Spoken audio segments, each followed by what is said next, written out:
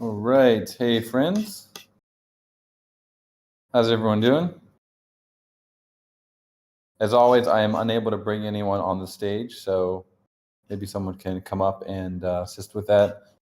I'll try to help you. I should try restarting my Discord. Maybe there's an update or something. I'm looking at the request to speak. There are 3 hands raised, but I can't 4 now, and I can't see their names though. Yeah. I'm in that boat too. Here, maybe it's on mobile. You must did you just update to the latest version?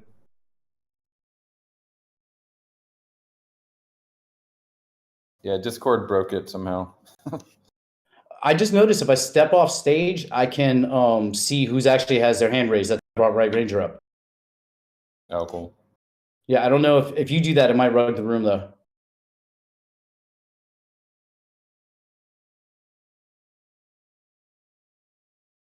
All right, we got Hefe, we got White Ranger. Hey guys. GM. I think that was all the request. GM.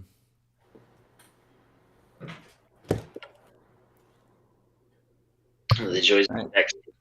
Yeah, I noticed. Party at John Gotchi's house. Uh-huh. I'm gonna go find John Gotchi. On my John Discord, Gotchi, can you drop the coordinates to your place?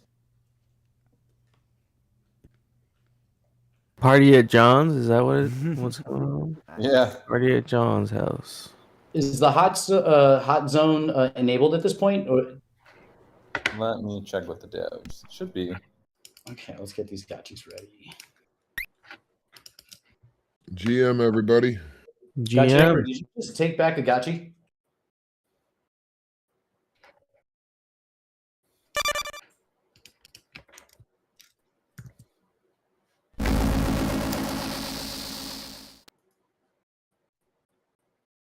Okay, if anyone raises their hand, just like ping me in the weekly hangout, and I'll step off stage because then I can see whose hand is raised and bring you up.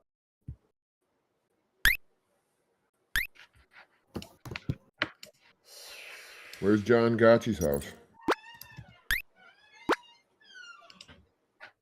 Drop your coordinates, friend.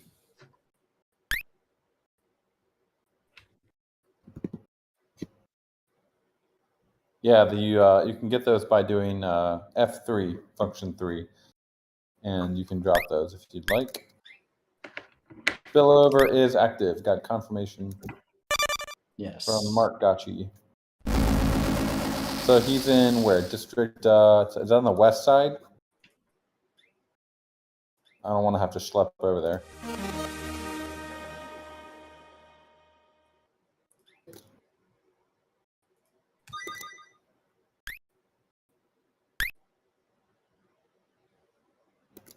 Anyone know where John Gotchi is?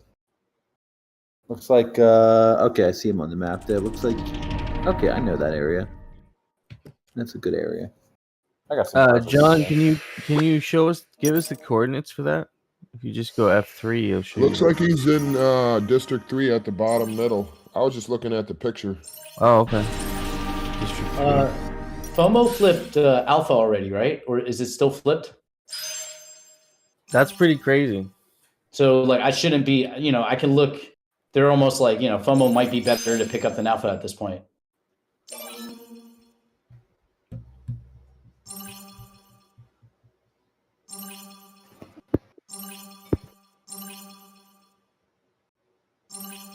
I feel like alpha is one of those things though that like every now and then there's a huge use case for it, and it's like, Yeah. oh shit, I don't have enough. Yeah.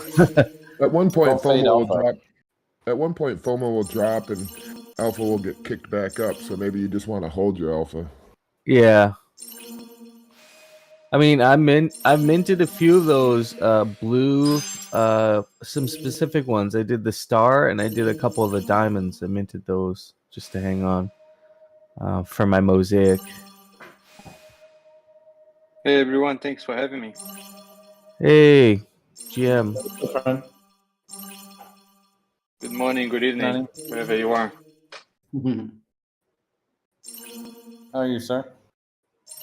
I'm good, I'm good. Excited for this week, actually. I saw. What's you guys got like a live stream coming up? What's that about?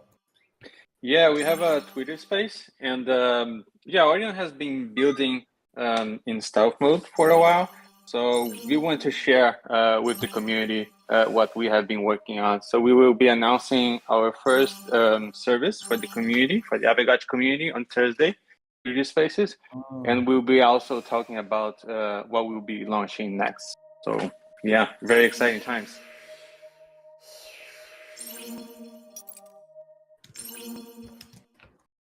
Wow, that's pretty awesome. You know, Orium Guild, I guess for people who don't know, maybe you could give them just a little bit about what Orium Guild is doing, you know, in Aavegotchi, and what you guys are building, maybe without giving away too much alpha, because I know you've already kind of built some tools in the community, right? And so be interesting to hear more about that. Yeah, absolutely. Orion started as a play-to-earn guild. We started very early in the play-to-earn scene in Axie Infinity. Yeah, as soon as we saw Aavegotchi and the full vision for the Gotchiverse, which was, I believe, launched last year in July with the light paper, we knew that this was going to be a big thing, and we wanted to be a part of it, right? So initially, we jumped in as a play-to-earn guild with our partnerships with the Gotchi Vault. Gotchi Vault has repeatedly said that we were one of the best performing guilds out there. We have players that they're really playing, right? It's not just thousands of players that are just gonna get a few tokens and go away. Our community is very much engaged. They play lots of different games together. And yeah, by operating a guild, we saw a space for a lot of tools, right? A lot of toolings to help NFT owners either to manage their assets or to manage their loans, right? And that's essentially the new frontier that we are tackling, right? So we had this huge background as a guild, and now we are essentially building a company that's going to provide many different infrastructure tools for Aavegotchi and other play-to-earn communities. But obviously, you know, Aavegotchi is one of the most transparent, probably the most transparent project out there. I love the open source approach that it has.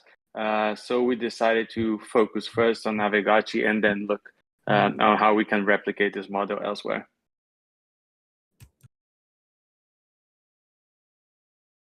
That's really interesting that you started with Aavegotchi because of the open source factor. I guess that gives you more freedom, you know, more freedom to create on the platform without actually having to develop a lot of these things from scratch, right? I guess that would be the appeal of it, is there's already things available for you to pull and build on top Absolutely. So I've looked at a lot of different play-to-earn games, and it's interesting how decentralization in gaming, it's not like it's not Boolean, right? It's not true or false. It's a range. You can have games that are very decentralized, that they do a lot of things on blockchains, and you can have games that they just have an NFT, and even that NFT, it's very limited what you can actually do with it. So Aavegotchi, what is awesome about it is that the entire game logic is actually on the blockchain, right? So the rules of the game, they are in the blockchain. and other projects can see those rules, figure out how to integrate with them because they are in the blockchain, right? So everyone can build smart contracts that interact with it. So yeah, that open source approach and blockchain first approach, it has really drawn us, and super bullish on Aavegotchi and everything it's being built here. That's a good point you make with the rules of the game being on chain. That really does make it easier for not only others to see, but others to come up with their own iteration, for ideas.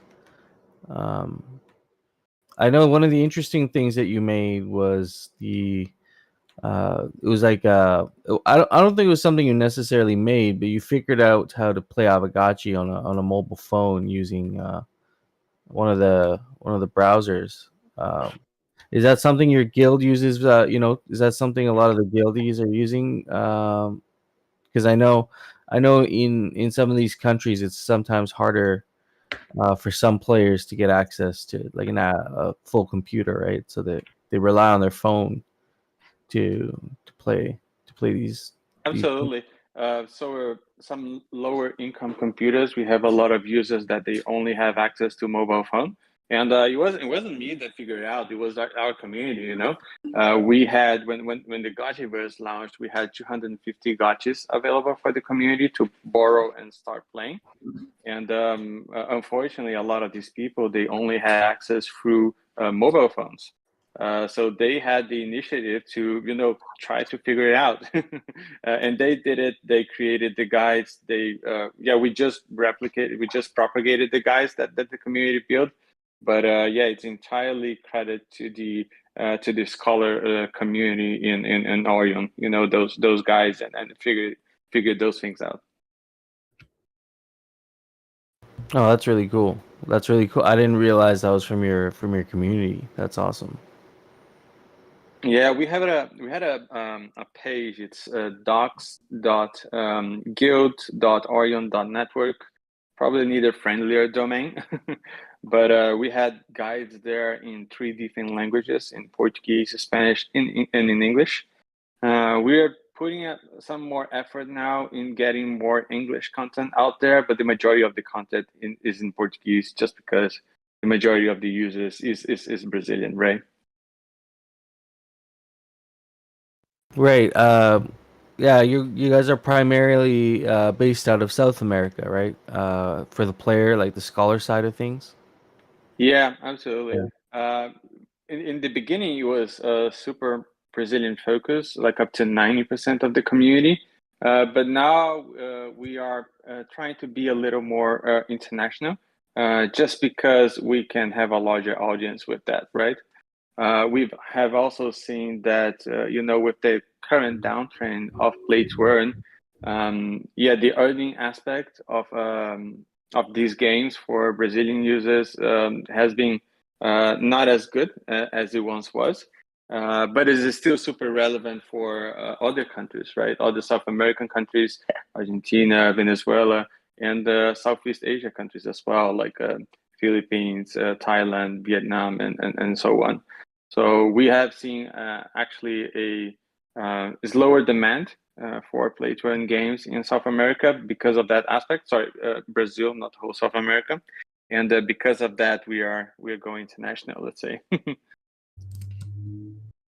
That's the beauty of Web3 gaming, is it's not that the barriers to going international are almost non-existent.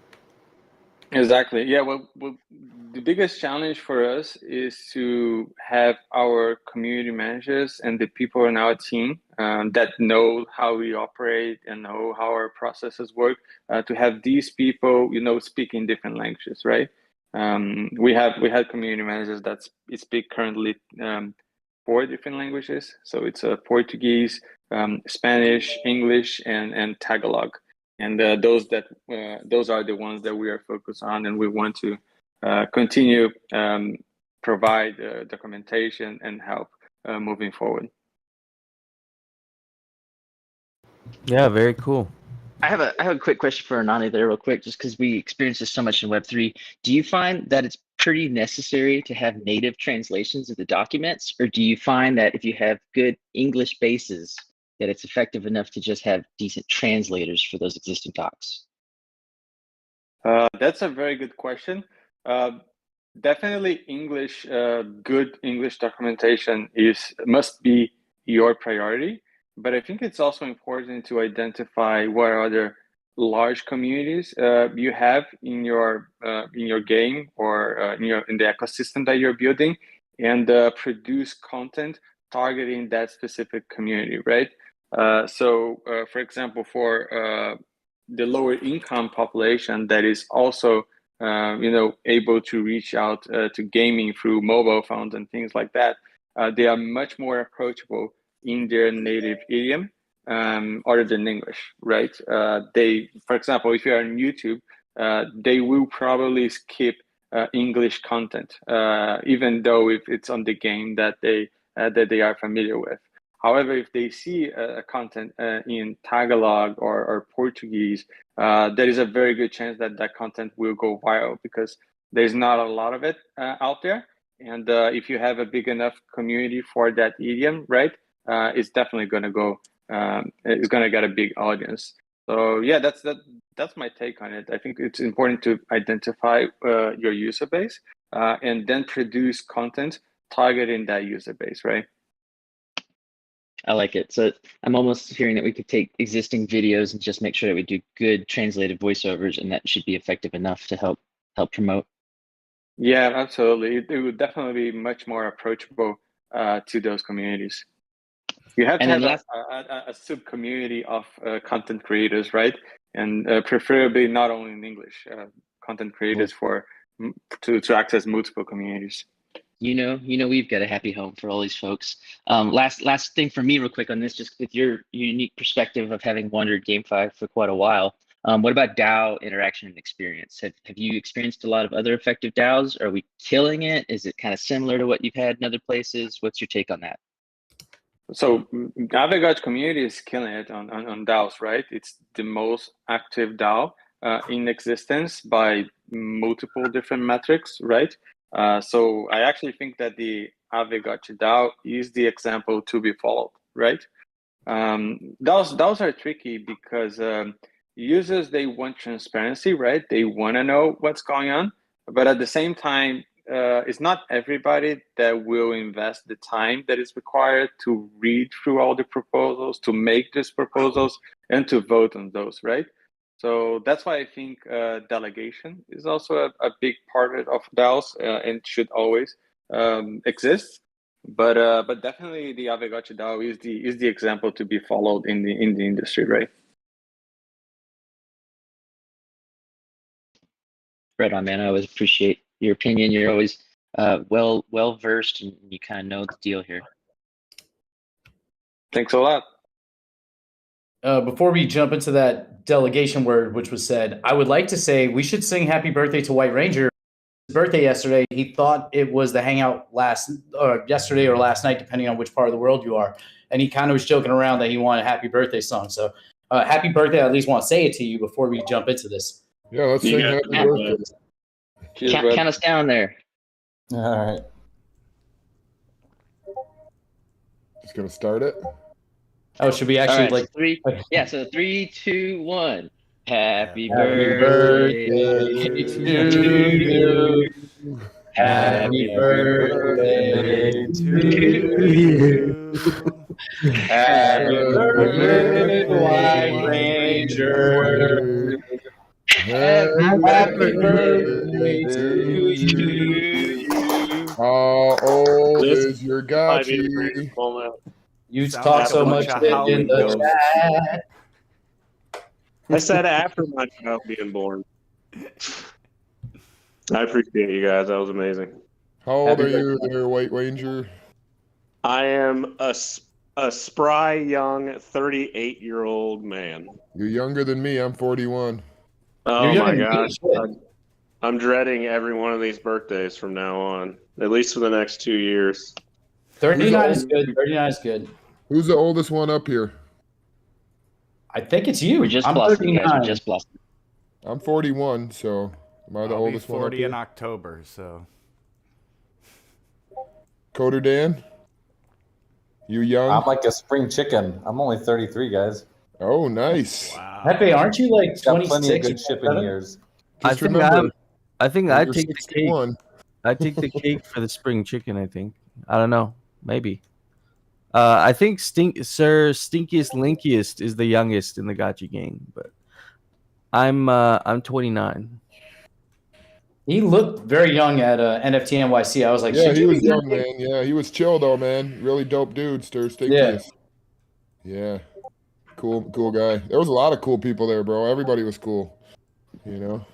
Except for that one douchebag that was trying to fight with Gravy. Yeah. So delegation. The word was open. You know, that box was open.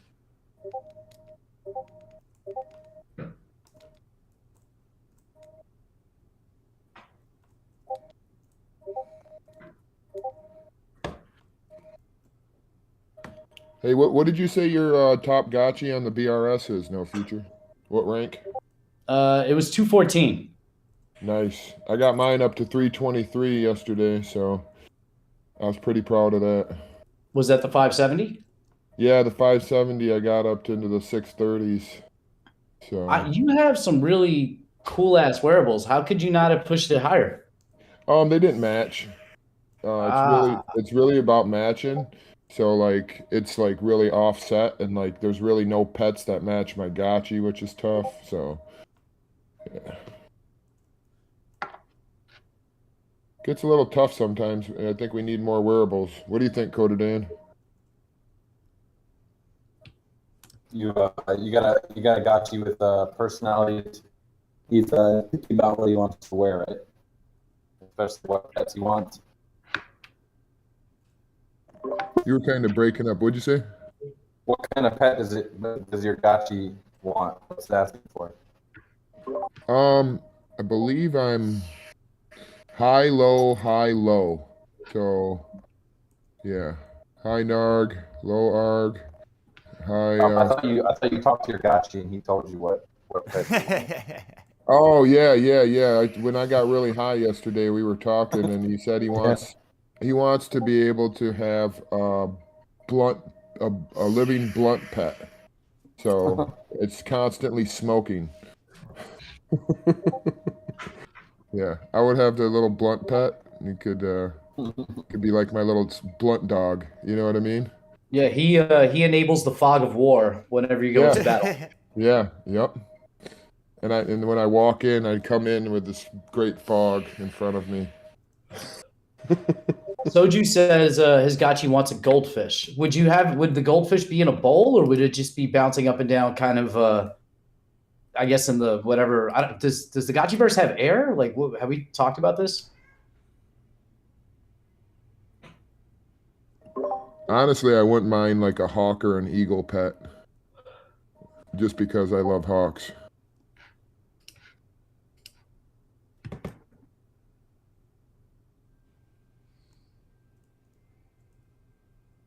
Okay. You guys picking up a lot of spillover? Did you guys Where's get the John spillover? Gotchi spillover? Yeah, I did. I yeah. had a feast. I feasted. Where are we going now, guys?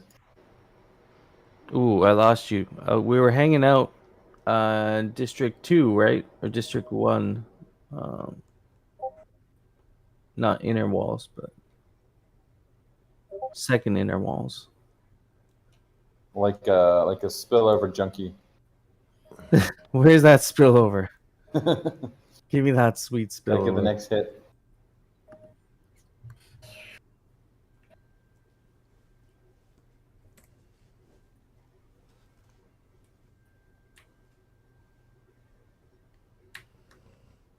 Anyone got any cool parcels they've started working on yet?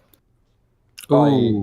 Probably it's still a little too early to really start doing your biddling yet, because there's no batch equipped yet, but it's coming soon.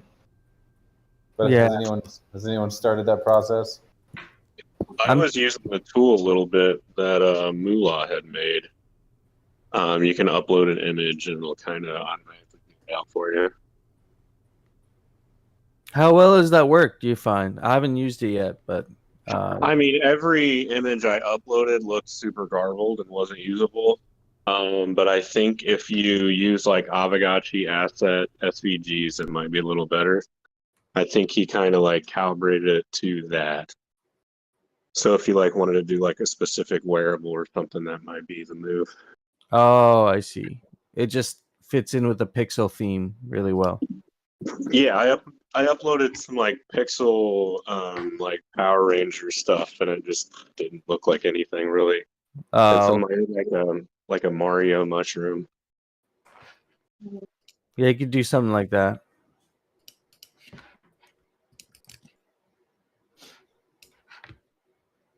Yeah, I'm stacking the tiles for now. I got my eye on a couple different colors, so I'll just be stacking those and then figure out. My girlfriend was gonna enter the contest, and she was wondering, is it gonna be tile, or is it gonna be those tiles only, or are you able to incorporate like installations and like golden tiles and all that stuff? It's mainly for the mosaic tiles, but we're not gonna add like extra points because you have like a fountain. But it's like if you use the tiles in a way that like makes the fountain or the the golden altar like look even cooler, that might. Or it's like we're not giving points, but the community might like that better, right? Yeah, she was just wondering if she'd be able to compete because she's I not think really you like could. a whale. Yeah, I mean, I think the community is going to be voting in Discord. So, like, if you got a super cool design with just mosaics, they might even like that more because you don't have any of like the expensive assets. Who knows? You know. So just do what you can with what you got. Awesome.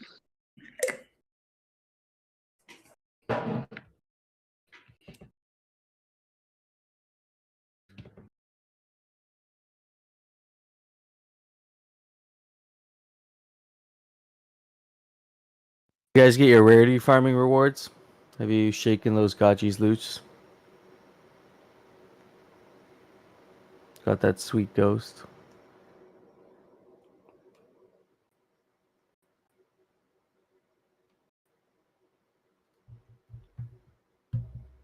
Yeah, I saw some tweets about it. People are stacking that nice sweet ghost.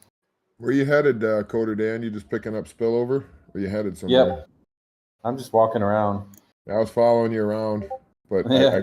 I keep having to zoom out to find you. Then I don't see what you said. Uh, All good.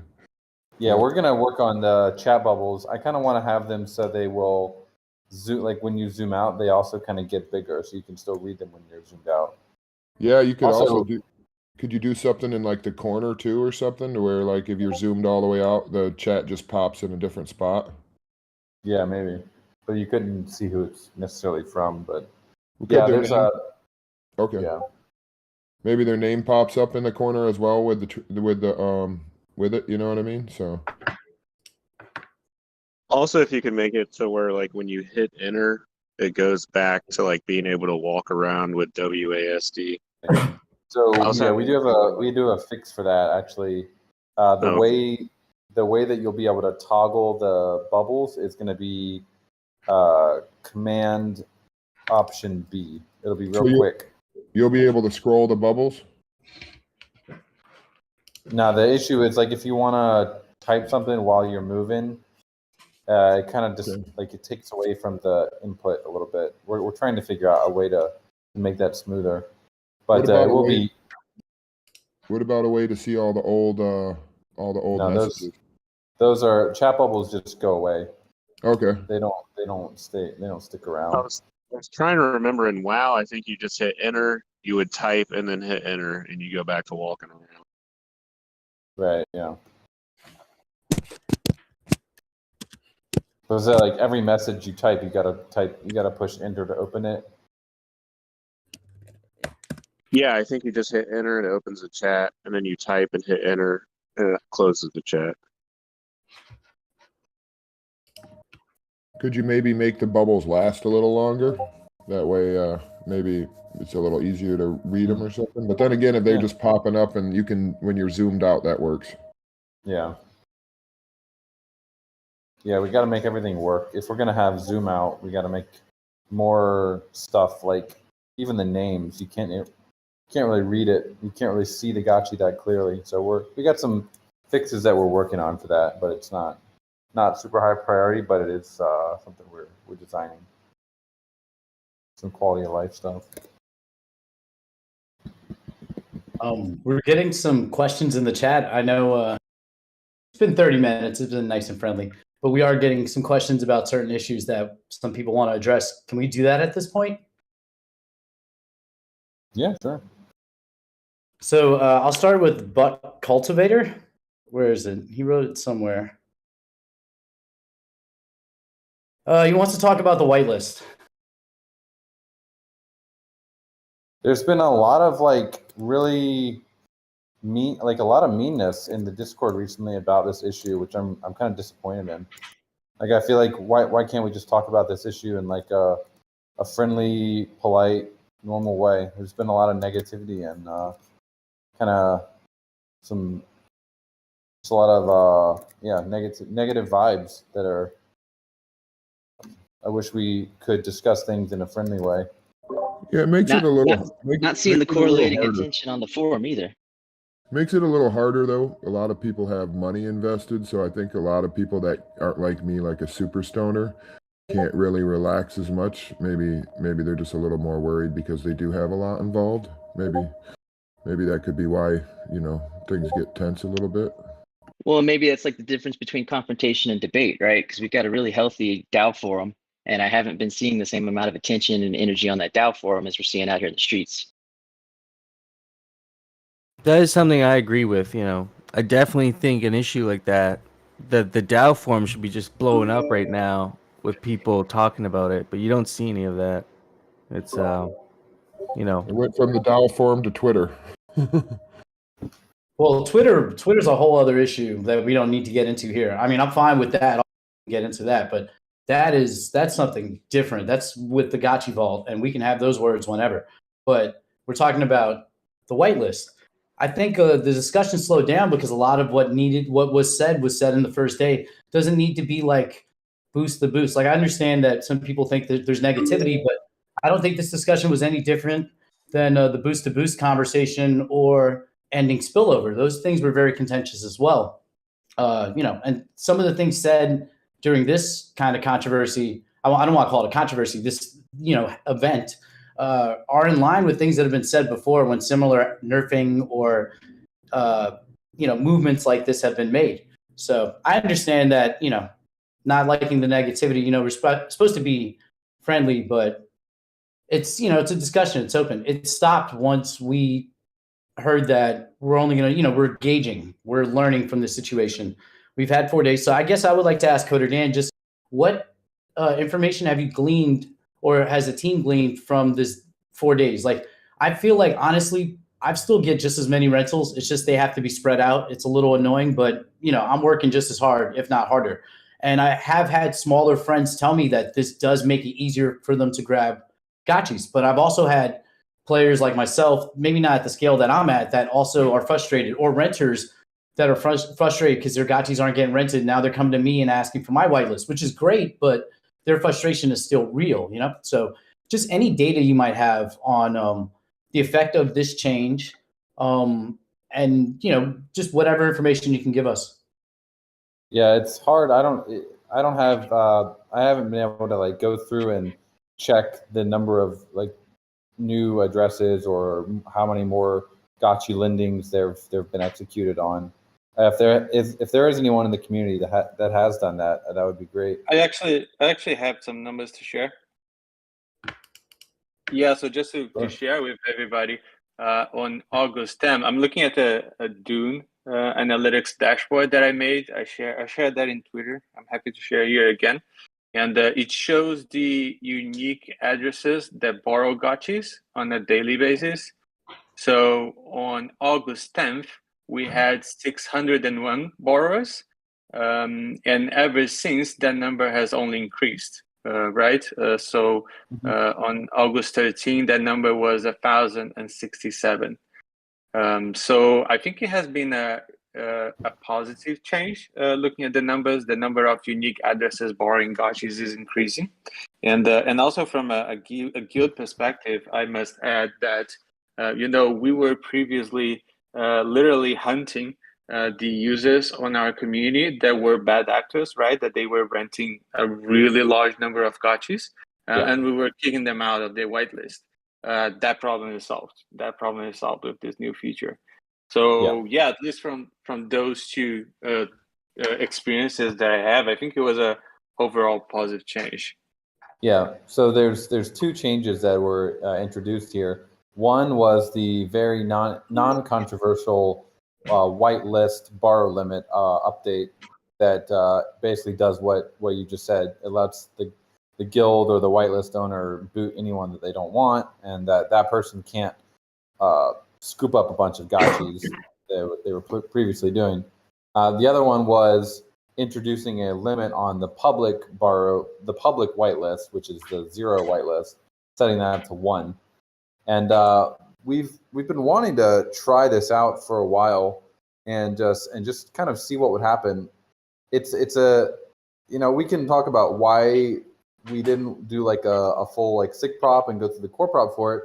And my simple answer to that is just it's an easy change that can be reverted like very quickly. It doesn't have to be a lasting thing, and it's something that it's hard to have a discussion on the DAO forum. Like we're all kind of armchair gotchi Daoists talking about it theoretically, and then versus actually like putting it out there. And so I just figured it'd be a quick change to just look at it and see what the general feedback was from the community on it, and then we can revert it today or tomorrow or whatever, and then continue discussion. But at least we've had a chance to see and kind of feel how it would affect things, and then we can have a full discussion on it.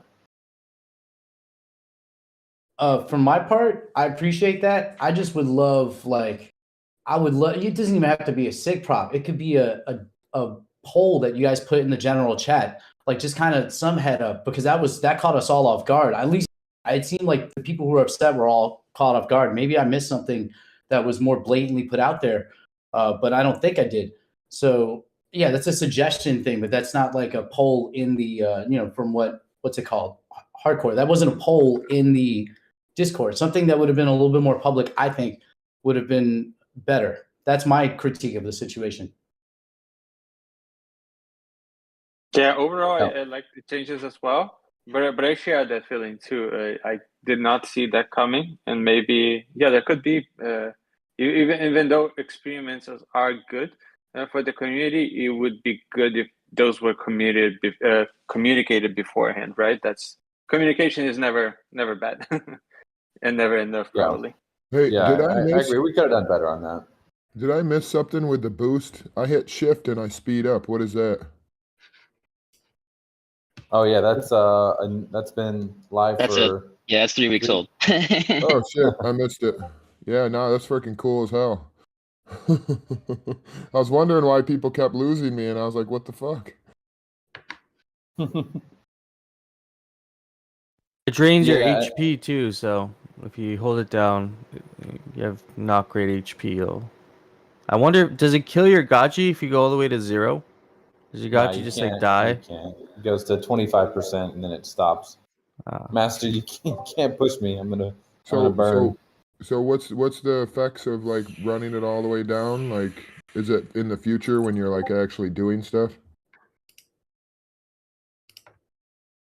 You won't be able to run past. So if you are being hit by someone and you're like at 10% health, you won't be able to sprint.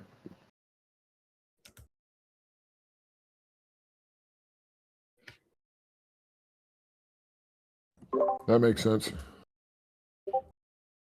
So as long as you stay above 25% health, you can sprint? Yeah, that's right. Cool. Very cool. Happy about that, man. It was so slow going through the rest of the verse. Not on the roads. Yeah, if you get on the road, you go really fast. So back to the lending here. Yeah, obviously there's going to be an increase in the number of wallets, but it is probably worth if someone wants to run like a query or use the know your scholar like query. You could probably check what the age is of those wallets and see if they were all like created within the last 2 or 3 days. I'm sure a lot of them probably are. I mean, I started utilizing a second wallet. I'm sure many others have also. Yeah, it's more. Are there actually more botters botting at the same speed, and also are there kind of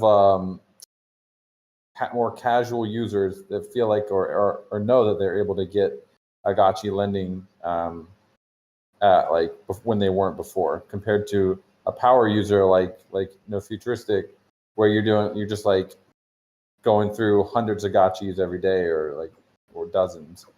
There's like two kind of user classes here.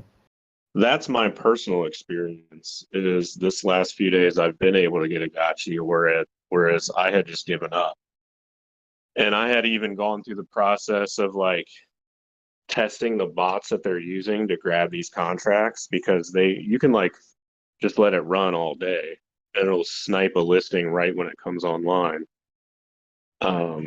But like even that, it's just a pissing contest with everyone else. So I had given up on channeling altogether until that update was implemented, and then I was able to get contracts. And I would like to see a return to like extended contracts.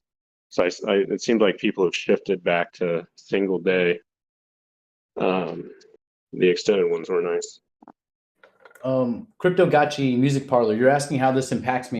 So speaking kind of what White Ranger is just speaking to, I never have an issue grabbing gotchis. I don't use bots. I'm not technically advanced to do that. What I do is I literally watch adventure.io all day. I search gotchis that give me a 30% split, like a very low split, because some of those can be very attractive. And I will rent out 12 hours in advance because there are people who put up 10 or 20 listings that expire like right after the reset. So I sit there and try to wait a couple minutes because I know I can channel 1.5 to 2 gotchis a minute after the reset. So what I do is I'll grab 80 gotchis at 10 in the morning, and they'll be expiring as the reset happens while my land's ready. So this affects me because I go from having one channeling session that's roughly 3 hours long, I can pick up all my gotchis, live a normal life, to having to now I have to, every time I grab a gotchi, I have to return it. It slows the whole process down. I can't channel the same way at the end of the day. I'm basically channeling now all day. I'm actually getting more channels in, but it's just created this super inefficiency for me, which, yes, it's very personal and it's a bias that I have, but it just frustrates the heck out of me because it's like, I'm not botting. I'm just playing the game normally. I'll go to adventure.io. I have a search right here on my live stream. You see there are like 10 of these things are available right now. I'll grab them all because no one else is renting them. If you really sort and you grab them all, they're not able to rent them. I mean, how long are you waiting for them to sometimes 12 hours? Sometimes some of these rentals will be 12 hours and they expire like 2 minutes after the reset. So I'll book them 12 hours in advance, and I have a spreadsheet where I have my land based on altar and the gotchis I need to channel. So if you watch my live stream every day, basically the first 30 minutes is me trying to speed through the rentals, because a lot of these people who are putting them up for rent, they're putting a gotchi up for 0.2 ghost, right? They're giving you 1 ghost profit, a 5x on like a level 3, because they think that your channel is not going to go through before the reset. You're going to mess up. So I try to take advantage of that. So that strategy, I don't think I'm really hurting the game. There are people literally trying to like game the game. I'm just trying to take advantage of that. So I'll grab, gotchis that are long term. Now I can't rent gotchis that are 5-day or 30-day rentals because it's I can't return it. Like I have to hold. I would be stuck with that one gotchi. So it changes the way I can approach channeling. You basically need everybody in the whole gotchi verse to whitelist No Future. That sounds feasible if he's grinding that hard. Yeah. I mean, there's a lot of AFK players. I carry a laptop all day. I was told that I was unemployed yesterday. I disagree with that. I literally am in the gotchiverse all day working on stuff. Everybody whitelist No Future on every gotchi. But that's an interesting point, regarding long time rentals, right? If you want to rent your gotchi for 30, 60, 90 days, you can't really return it, right? So you're stuck with only one gacha for this whole period. That's actually a downside that I didn't really foresee before. Yeah, I I see rented what you're 20 talking about long-term. now. I rented 20 long-term rentals. Zico, I think, was the one that mentioned it, or it might have been Haram. There was a day where someone listed all these gachis for 30-day rentals for 20 ghosts each. They stayed up on the market for a while, so I grabbed like 10 of them, and I've been channeling with them. Actually, because of this switch, I had to change which looper.dev function I'm using, the batch, claim, and end. So I ended up sending back my long-term rentals by accident because in the trying to speed through everything, I ended up using the wrong function because I was just sending the rentals back. So it's just become a nightmare, but it's manageable. It's just a nightmare. Rug yourself. Yeah, I can see how you could lose, you know what I mean, the ability to earn more money. You're not like losing, but you're losing money that could be earned by not being able to rent those extra gachis. And now Well, you're I'm not. making more money now. That's the thing I keep telling everybody. It's not about I'm making money. It's just that I'm losing time. Like there's no glitter speed up for this, which is frustrating. Well, no, I mean, how can you have 20 rentals to do what you want right away with only being able to have one? That's what the point was. I was wondering, you know. Yeah, I mean, I'll go one by one. The hustle is still there. There's money to be made, so I'm gonna make it. But it just, I've been like I feel like I got one of my legs chopped off, and now I'm jumping with a crutch trying to do the same thing. It's like To me, you're like a power user of the protocol, which is awesome, and it's great that you're able to like make a living doing this. But we do need to recognize as a power user that you're going to have a way different experience than like a casual user.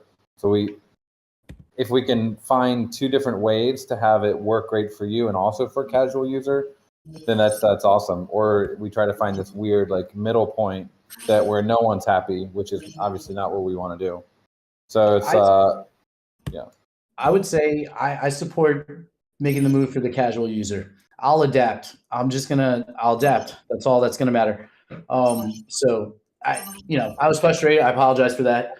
And just please like put up just a little bit more of an announcement, and I'll shut up. Yeah, we'll try to communicate these better. It was just something we've been wanting to like try and see, because it literally I think there's been like 3 different times where we were thinking of pushing this and just seeing what would happen. Yeah, we should have just communicated it better.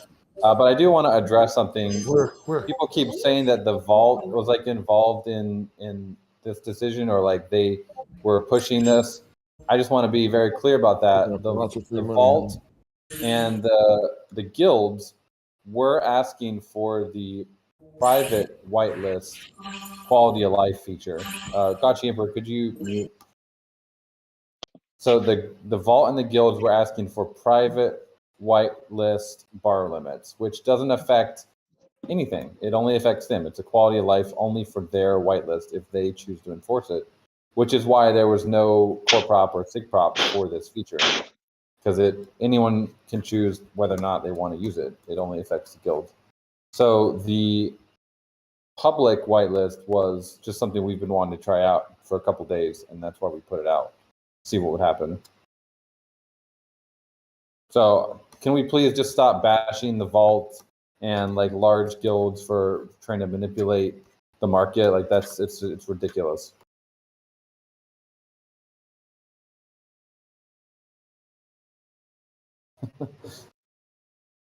Yeah. Just on another note here, do you guys think it would be interesting to potentially increase that limit for rentals that involve Ghost, paying Ghost upfront? Is that a interesting compromise for power users like no futuristics and other rentals that are only involved, share profit type of loans? What's the prop there for that? If it's only For power Ghost, right, users? Ernani? If it's only Ghost, then you'll be able to rent more than one. Is that what you're saying? Yeah. It's just a thought that come to my mind right now, because we had 3 different rentals in the market, right? We have Ghost of Front and 100% to the borrower, We have a mixed approach where we split it a little bit and you pay a little bit of coach, and we have the completely share profit type of loan.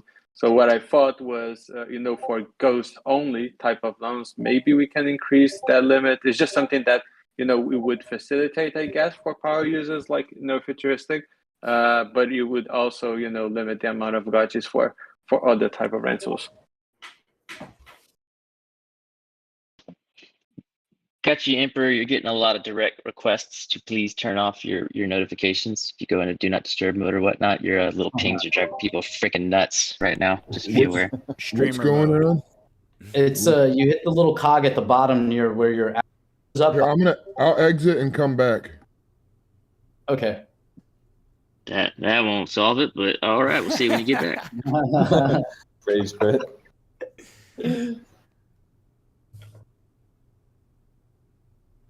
So how far are we out from any kind of like sandbox PvP modes where we can have like a Gotchi Mania 20 versus 20 Royal Rumble type scenario? Definitely, I mean, a few months for sure. There's still a lot of being worked out. But the next big release is going to be NFT displays, which are going to be lit on was it Thursday a little bit. But yeah, PvP feel like is the next one. Yeah, some of these discussions can be hashed out in the verse in winner take all scenario.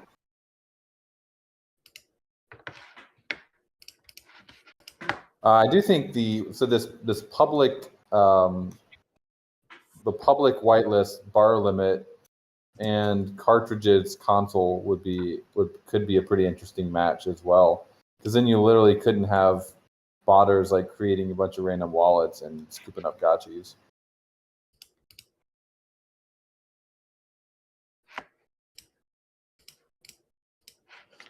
Someone also mentioned maybe putting, like, we're talking about the limits here. What if like you were limited by the number of parcels you had in your wallet, because we don't have parcel lending yet.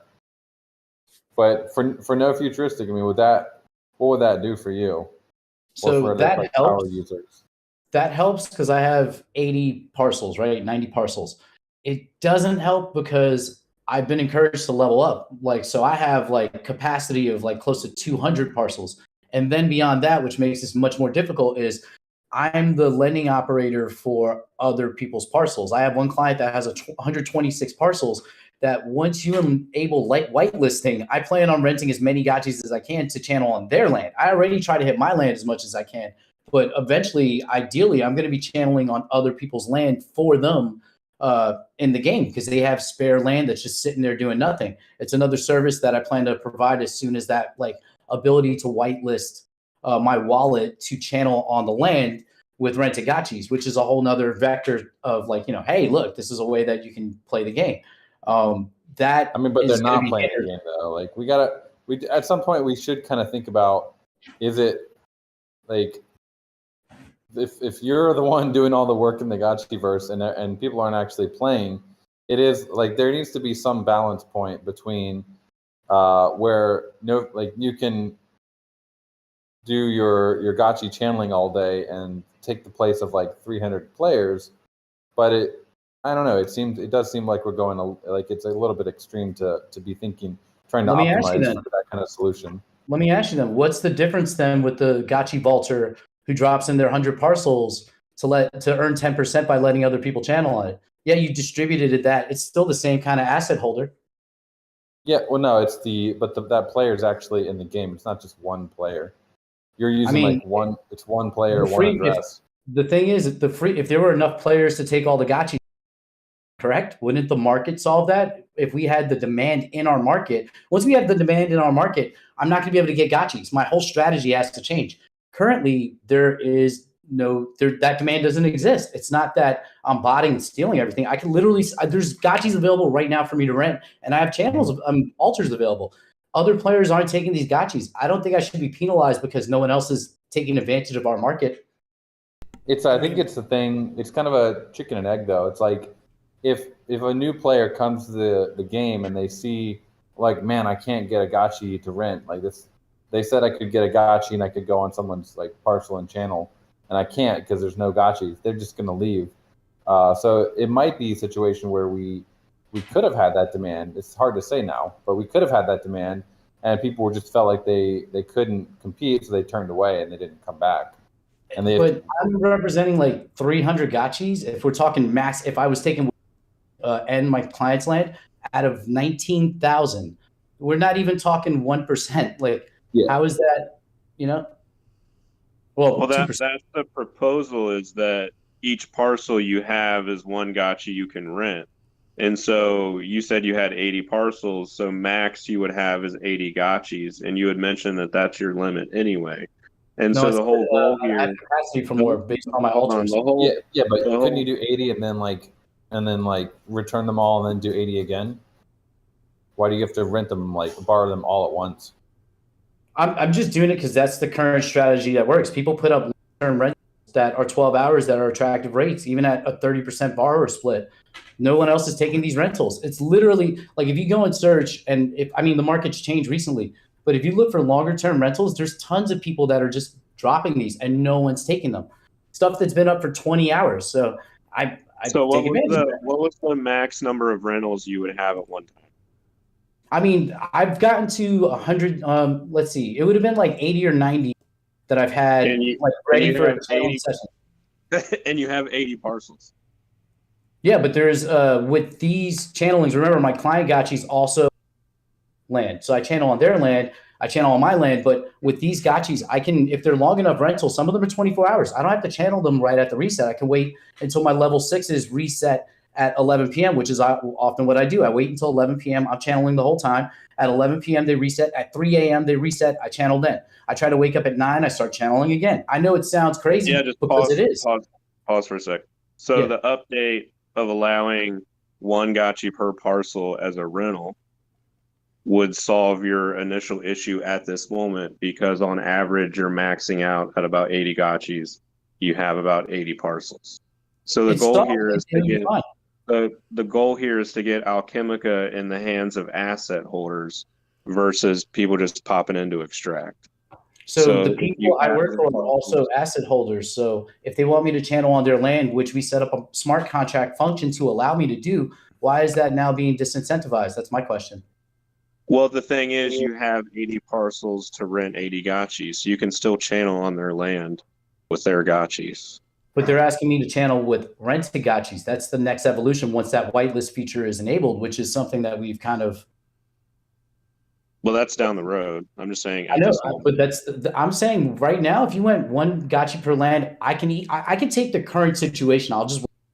If we do something better, I'm fine with that. In the future, though, it's going to hamper the situation where I'm trying to work for other people who are asset holders who have hundreds of thousands of dollars of assets but don't have the time. Some of these people are World Series of poker players. They're not in the gotchiverse, but they want to still, gain yield from it. They've invested the money in it. So I don't see. I mean, I get why you don't want. Maybe I'm becoming too centralized, even though I don't take custody of any of the assets. I'm just playing the game for people who can't or don't want to play at this moment. I don't see what the problem with that is. Well, I 100%. Well, I do want to say I 100% feel like if you weren't doing it, someone else would be. I don't think that you specifically are doing anything crazy. Like, you're an optimizer. I mean, I was going to say I am doing what he's doing, but on a much smaller scale. I mean, I have 10 gotchis in my wallet right now and like 6 parcels. Yeah, and to be honest, I've said this publicly streams during the DAO meeting, maybe not in the DAO meetings, but in many different forums where I was planning on making content to show people how they could go into the Gotchi vault and, be able to earn without having assets. Like, this is a way to enter the game. I mean, you guys all yell that's not the ideal player, but it's a player and it gets people into our ecosystem. So I've mentioned that multiple times and no one really pushed back on that. So the pushback now seems a little weird to me. I mean, I get it, but I just don't, I don't know, like, I'm fine with restrictions. I just don't like this idea that, like, in an open market where there isn't enough demand for gotchis, I'm taking, even if I went nuts and bought 500 pieces of land, I'm still not taking that many gotchis. And, more people are moving to whitelist anyway. So the next move My question is, now if I can't get them in the open market, I had someone message me right before the reset yesterday. He says, hey, I'm doing something. Would you want to channel my 20 gotchis before and after? And I said, yeah, I did it. So more people are just going to move to whitelist. Is the next step that we're going to limit whitelist? Is that the box that we're opening?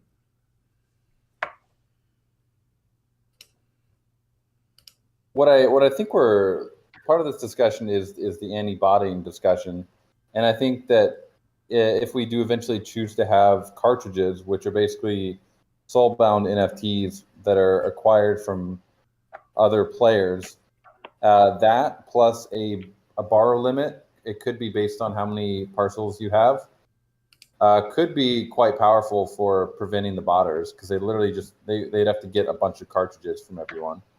And what we're trying to do here is find a solution that will work for you. So it seems like it would be pretty good, since you do have 80 parcels. You could do 80 gotchis at a time, and then you could batch execute all the listings, get all the gotchis you want, do your channeling, and then do another batch. While this would also help players that have like maybe a couple parcels and a couple gotchis do what they want, while also being able to prevent the bots. So what we're trying to do is just find a good kind of a compromise between the casual user and the power user, and land ownership could be one way. Yeah, I appreciate this conversation and having it here, because this is the way we should do it. Just for grids, because you asked a question, am I using bots? I'm not. If you could watch my live streams every day, at the end of the streams, I check and their gotchis ready on the market. I haven't been streaming because now I'm trying to hide my strategy, because now I have to pick up rentals at the reset. I can't depend on them pre-reset, because then I get locked into them. And now the schedule for all my alters is all over the place, because I have to just constantly channel. So I'm not using bots. I just literally I guess I am a bot in a sense, because I'm sitting here with 10 windows open with Adventure.io, refreshing it all day. I go to coffee places. The only time I'm not in the Gotchiverse is when I'm in the gym trying to clear my mind. So it's definitely not bot usage. It's just OCD and I guess just obsessive behavior in the Gotchiverse. I said I was going to do this before we launched the play drop, that I was going to be in the Gotchiverse all the time, because there's great value here. I don't really like the fact that I'm considered an extractor, considering I'm only pulling yield, not selling assets. But everybody's entitled to their opinion, but I'm entitled to mine as well. So I'm a bot. I guess I'm a bot. Bearded's a liquidator. I'm a bot. I'm fine with that. It's just the transition from like play to win from play to earn. It's like, are we making a video game, or a way for you to pay your rent?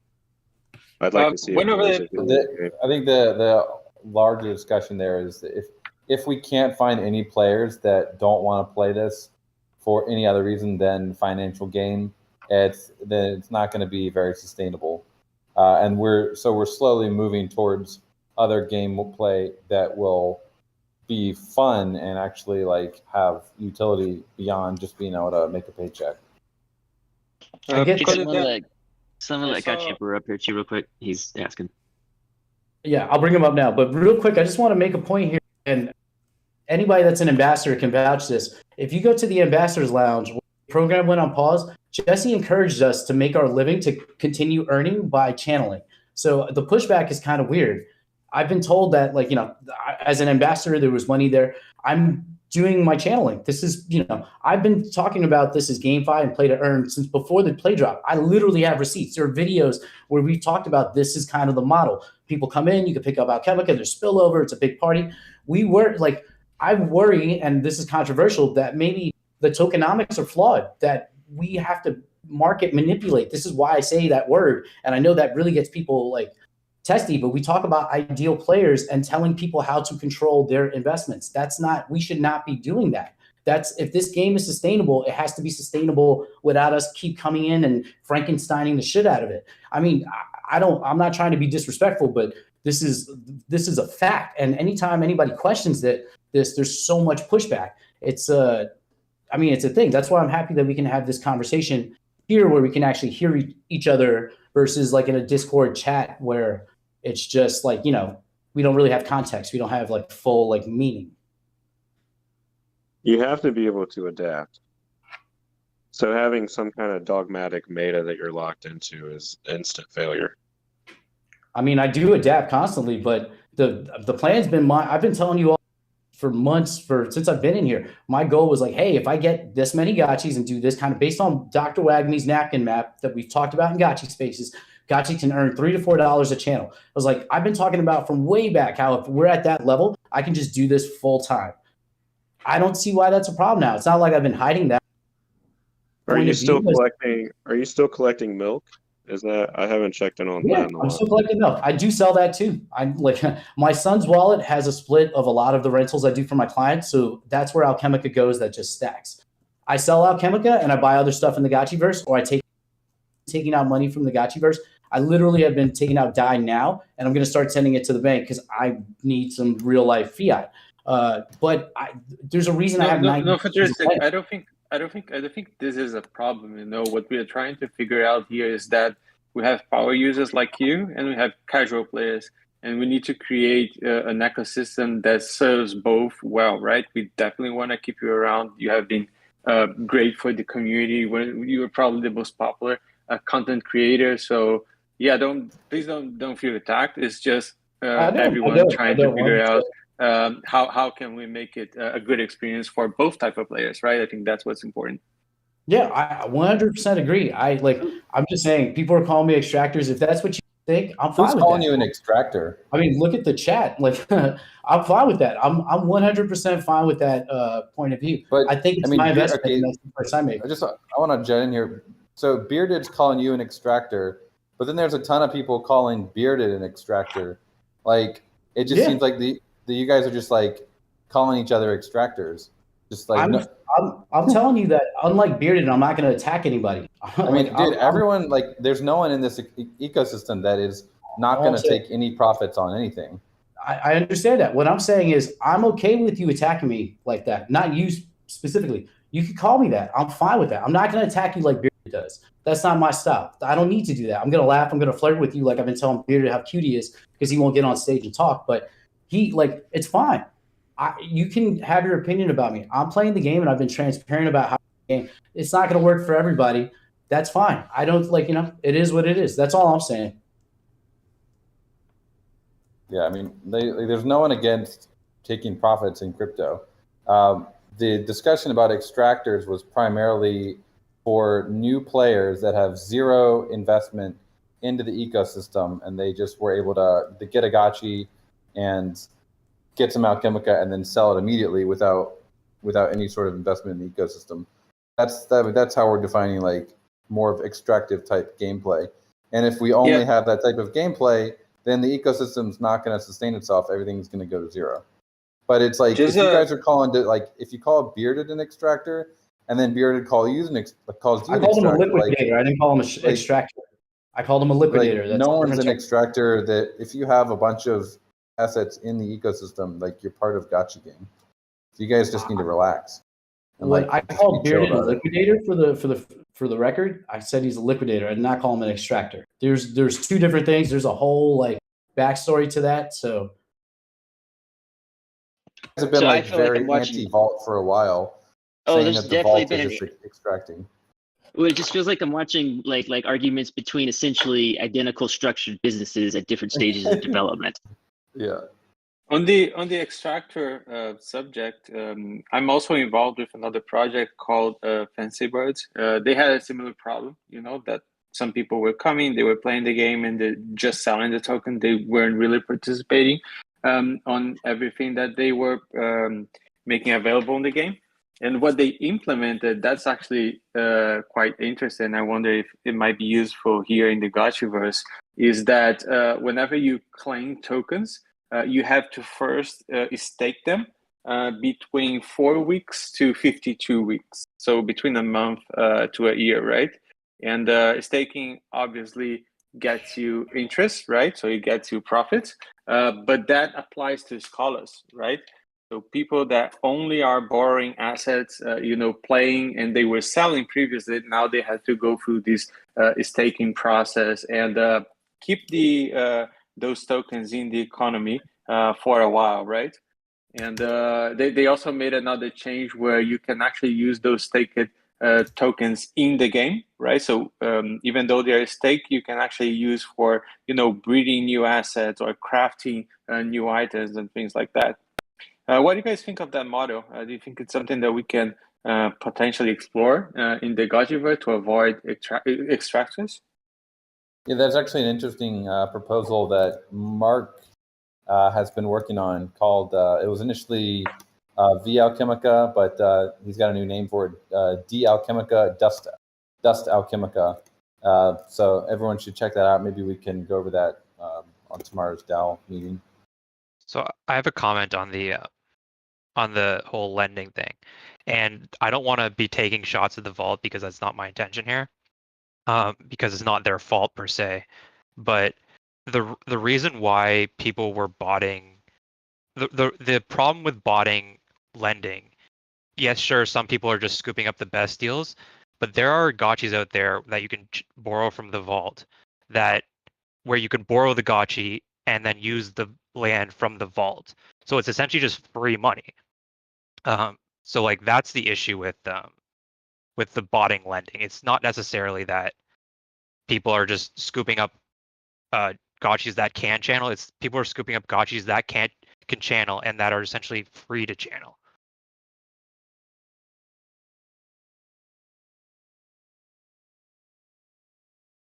Yeah, that's a good clarification. So like I said, it's not the vault's fault. They aren't doing anything wrong, but it's the people who are using the vault in the wrong ways.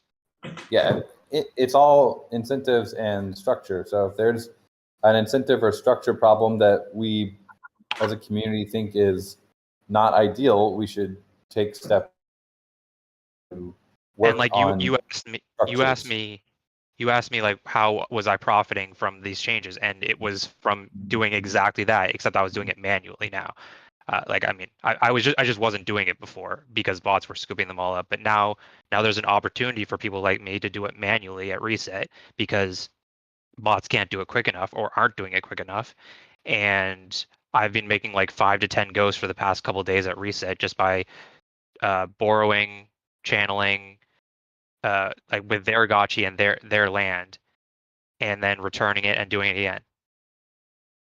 Oh, what do you do with the Alchemica? Do you turn it into Ghost? Yeah.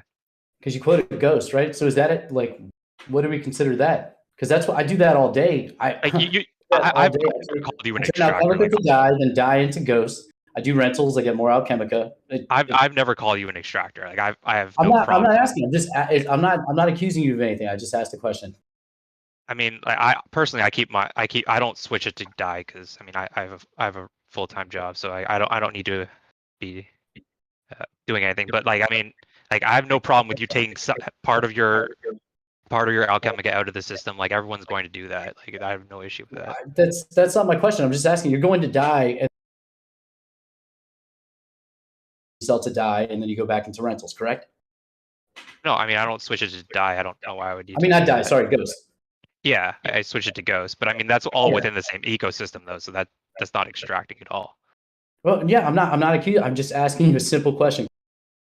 Well, what do I consider it? Nothing. I don't know. Like, what do you mean? I don't consider it anything. Switching Alc to Ghost back to Alc, nothing. I don't know. Yeah, it's. I don't think I don't think that's a thing. I don't think. No, I'm asking because I do a similar thing, but I go through die. No, I don't. I mean, I don't think it's an issue. Like I said, I think the issue. I don't care what you do with it. I care that people are botting this, where it's just free. I'm not asking you about how I feel. I asked you a very specific question. That's all I'm getting to. He answered you. I know, but why does he keep going on about how I feel? Yeah, it sounds like a DM conversation. So I have a real question actually, because on the Gotchi suggestion board, the crafting and the mailbox discussion on postcards has been getting kind of some traction. And Dan asked a question today about how much those postcards might cost or how much the mailbox might cost. And I don't have a clue. And so I'd like some opinions from the community on what we think about like an in-game physical messaging system and potential cost for crafting. I would just mimic whatever the USPS costs, which is a fortune. Yeah, I mean, I would I would think like, do we actually need it to cost something, and should there be travel involved? Those are kind of two base questions to ask. Should We're gonna communication? need Aavegotchi mailman. Maybe No Future can deliver mail for some extra goods. Hey, So I'll do that. I legitimate see the mail service as being a potential thing that could happen. So I like the idea of in-game delivery mattering, and I like the game of crafting for utilization to matter. I like there to be a cost. Can I rob the mailman with all this alchemica? You Okay. always are looking for somebody. No, you cannot.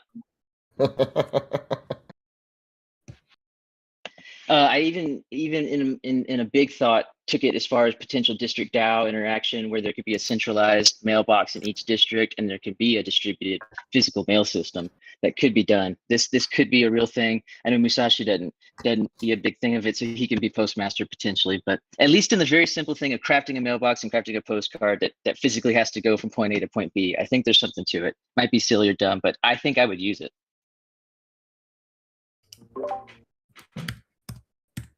I do like the idea that if you go out into the grid as a postman, you might get mugged, and if you die, you lose the letter. That would be cool. I will execute the mailman.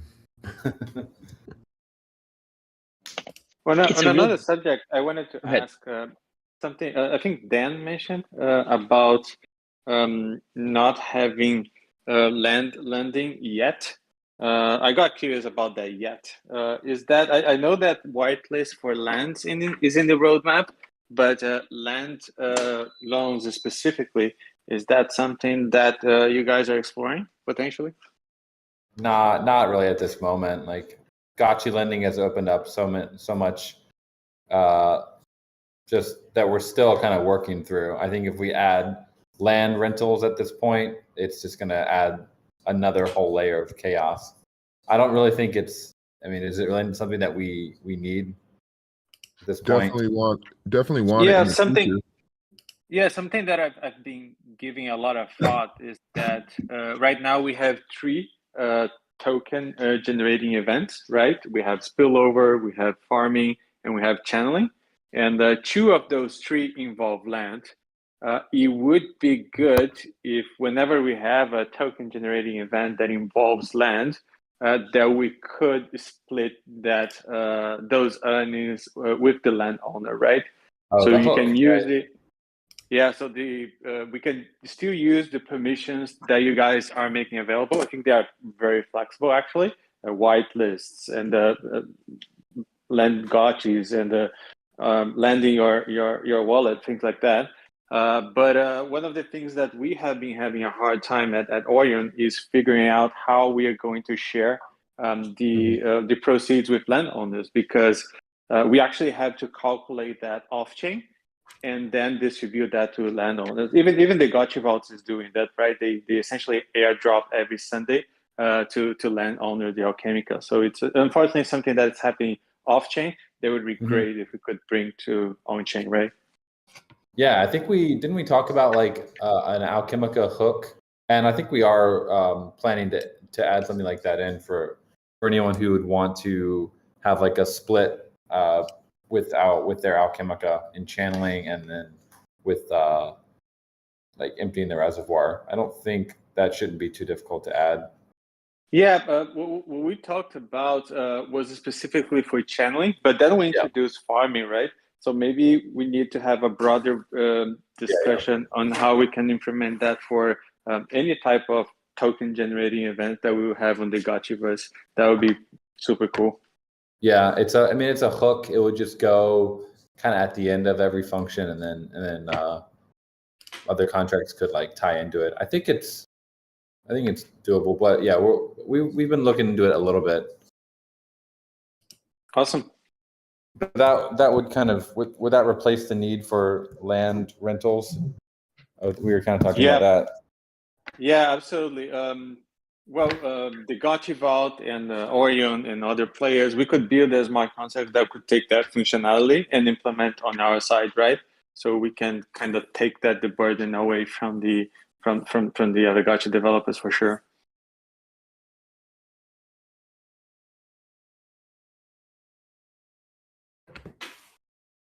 By the way, we just pushed a little front end update if you log back in, you'll notice that parcels are now the first thing that you see when you get your start point. So you don't have to click between District 1 and My Parcels. And also, I think they finally fixed the trail of the sprinting, so it should be working well now.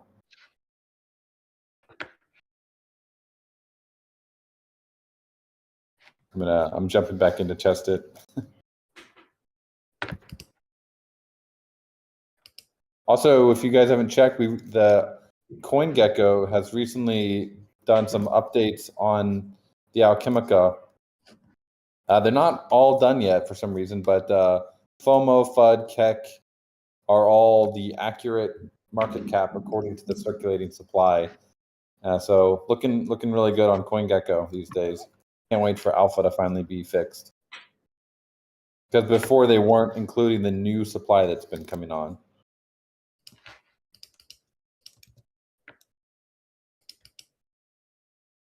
Yeah, sprinting actually works better now. Like before, if you were sprinting and you went off the road, it would stop sprinting, but that doesn't happen anymore. And the trail is actually gone now, which I prefer because See the trail. it kind of looked goofy before, to be honest. Yeah, I thought I don't know what happened to the trail. Let me ask. I'm glad it's gone, I personally. still have the trail. It just doesn't go crooked anymore. Oh, the trail's gone for me. Maybe it's one of the settings I have turned on or off. But yeah, maybe it's something in the settings. Let's see. Because I think I have Aavegotchi turned off, so it might be that. Yeah, it's probably that, because before, when you would like change directions while sprinting, the trail would get stuck that other direction.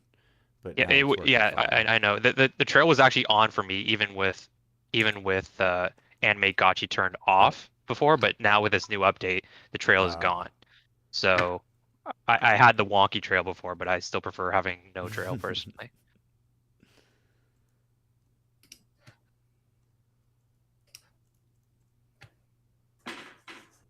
There it is. I see it. Y'all wave bye to Jesse. He's on his way up. He's just later, sir. The trail is a little goofy, but I think it also it's kind of a work in progress. But I think it does add something. I think I'd be okay with the trail if it like was only there when you started sprinting. Like if it was only there for a second or two. But the fact that it's there like the full sprinting time makes me not like it.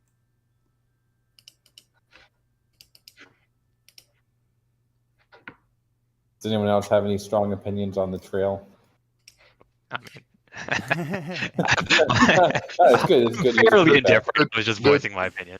The trail from when you speed up should be just like, is that what it is? Yeah. Yeah. Do you like it? Do you not like it? I think you should be able to. I think you could add a feature to where you could change it to one you wanted. I would like just smoke coming out of my mouth as like to speed up. So that would be dope. Like, so I'm just sitting there smoking as I float through the Gotchi verse. That could be one. You know, you could probably add a couple different ones, right? Maybe make ability to change it. Would you be able to make it so that it's reflective of the spirit force in the Gotchi? Maybe. I think it's like a custom. It's not a custom animation. I think it's like one. It's like a GIF, right? So they'd have to make like a fully custom animation for that. Probably would take a while. I mean, it would take some more effort for sure. Yeah, it makes sense.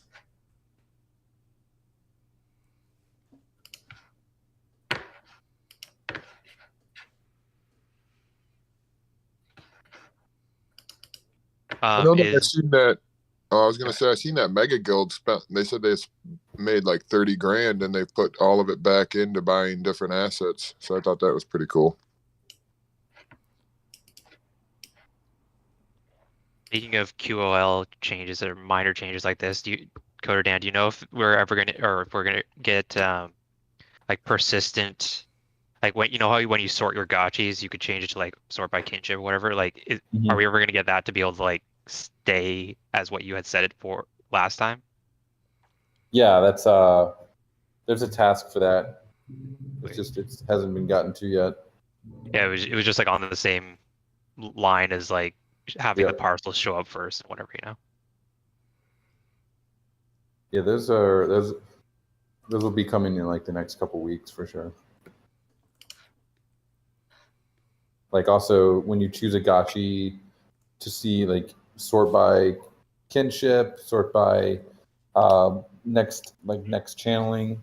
There'll be a couple things for that, and yeah, also persistence.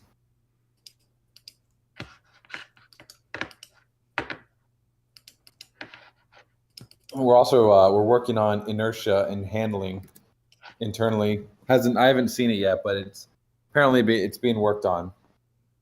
That's going to be cool to finally see that in action. How would handling work for the current gameplay? So right now, like when you push the key, it just moves.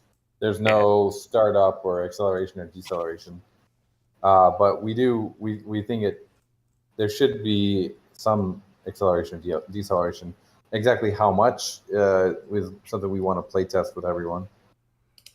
Would that maybe everyone hates it. We'll see. But something again, it's like we want to have that. We need to have it like live for everyone to kind of play around with before we can make any big decisions on it. Would that be based on any stats, or would it just be the same for every gachi? So in the earliest stats mapping that we made, it was based on one of the eyes. I think it was eye shape. Like one of them was like it was like better handling versus more zoom, I think. And so better handling would basically mean you have faster acceleration and deceleration.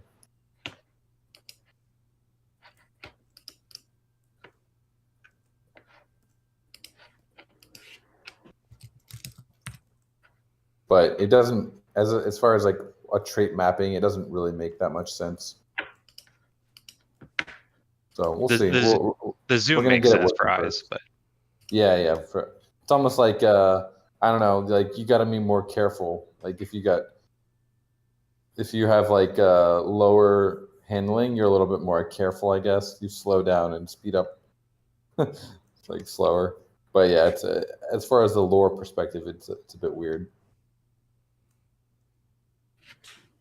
I have about an hour and a half set aside for this call. I got to get back to being a dad. I appreciate the birthday wishes and everything, and everything you guys do. See you in the verse. That was fun. Have a good day. Happy birthday. Yep. Yeah. Happy birthday. Thank you. Take it easy. You got any alpha for us today? I don't think we've, other than like the update, obviously, but I don't think we've had any alpha today. Let's see. Well, yeah, just the update. We're working on a lot of stuff that's kind of longer term. It's going to take a couple more weeks to get anything like that we can ship to you guys. But I did hint that or confirm that NFT displays are coming next. That's the big next release that we have coming. Nice. I'll have to head out soon. Do you guys mind if I chill out at Twitter Space one last time before I leave? Yeah, go. Do you have like a link for where it's going to be yet? Yeah, I'm going to paste on the weekly Hangout chat. I'm posting it right now. So yeah, again, just reinforcing it. We're going to announce our first service for the Aavegotchi community, and we are also going to announce our next service. It's going to be pretty important for us because we hope to get community feedback on those products, see that we are, building on the right direction. So definitely come join the Twitter space. We will be, answering questions from the community, inviting people to the space to talk about what we're doing, and hopefully everyone will have a good time. We'll also be giving away a reasonable parcel. You said it.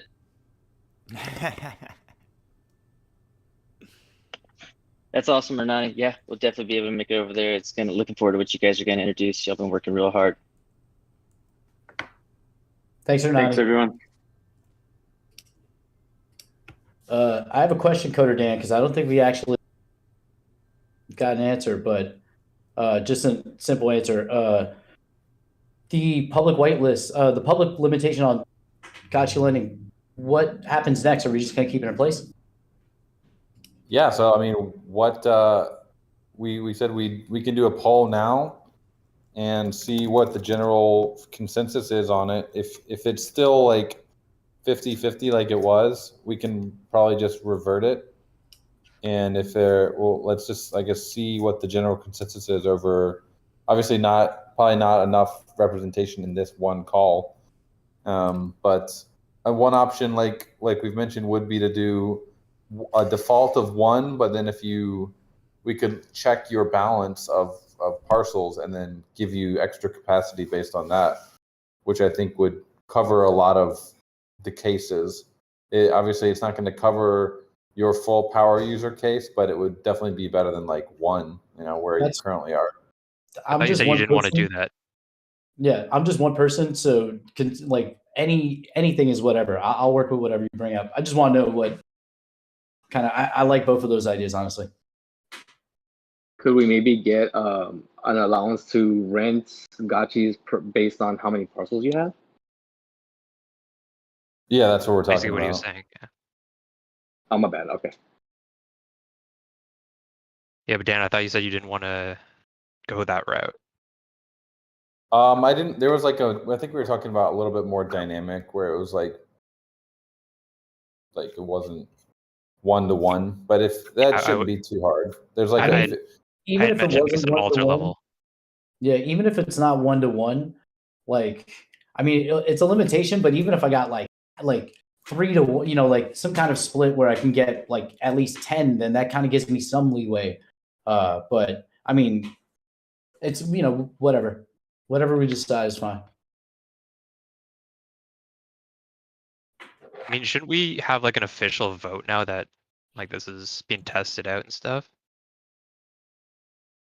Yeah, I mean, we can do a full sick prop. I just want to do a quick proposal to see where we are as a community. Like right now, we got 107 people, 173 on the call. So it'd be good to see where we are first, and then if we want to do a major long-term change, we can do a sick prop.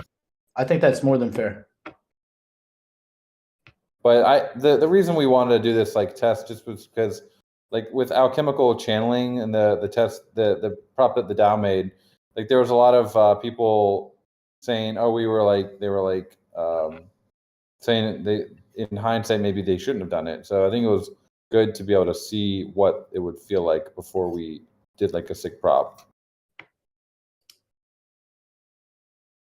So I'm going to drop this poll here.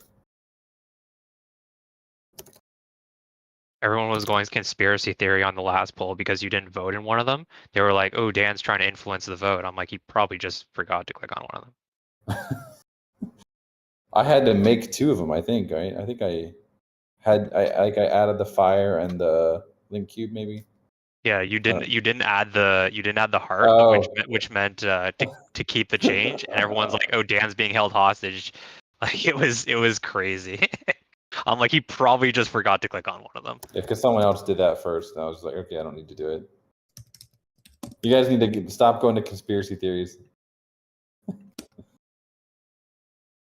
I'll say I already minted the tweet where Bearded called me unemployed and a drug user into an NFT that I'll distribute to my other NFT holders. It's a fun one.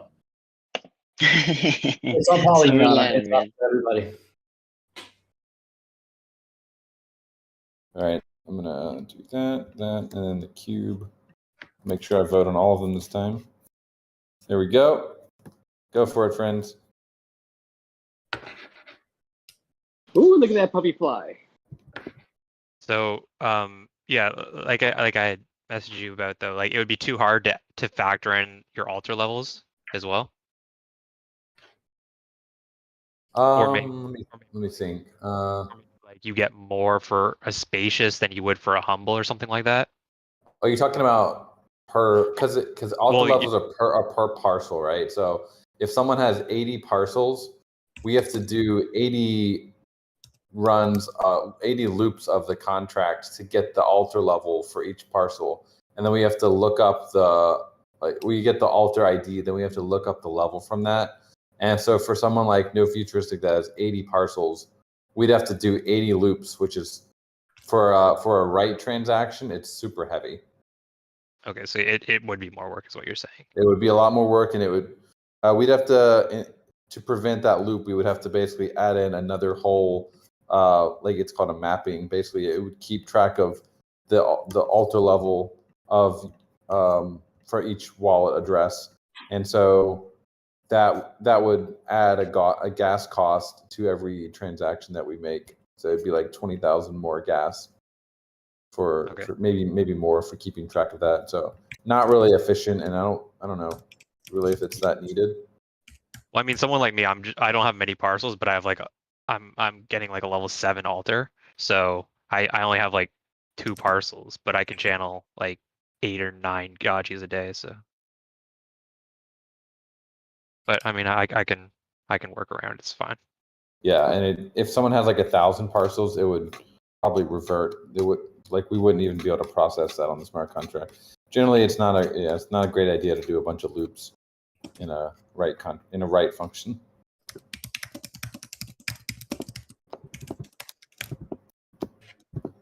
So Caesar is raising a point here. I think he's saying if we do it based on number of parcels, he said this would kill lending gotchis to your MetaMask wallet. My MetaMask wallet has 0 parcels, but all my gotchis. Are you trying to rent? Sorry, I'm just asking. Is he trying to rent a gotchi? Yeah. You could always whitelist yourself if you wanted to do that. Yeah. When I rent a gotchi to my hot wallet, I always use a whitelist. Like you should never be, if you're trying to do that, you should never just do it on the open market.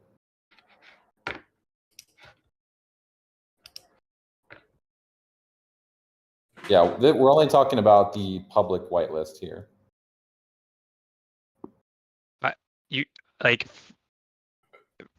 From me, like when you said public whitelist initially, it completely confused me.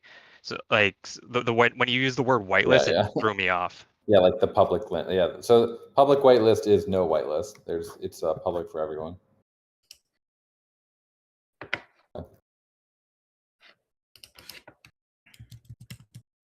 Yeah, the open market. And M. Sanchez, you can't channel rented with that model. Yeah, you can. So as long as you set your parcel access rights to allow a borrower to channel, then you can channel on your parcels.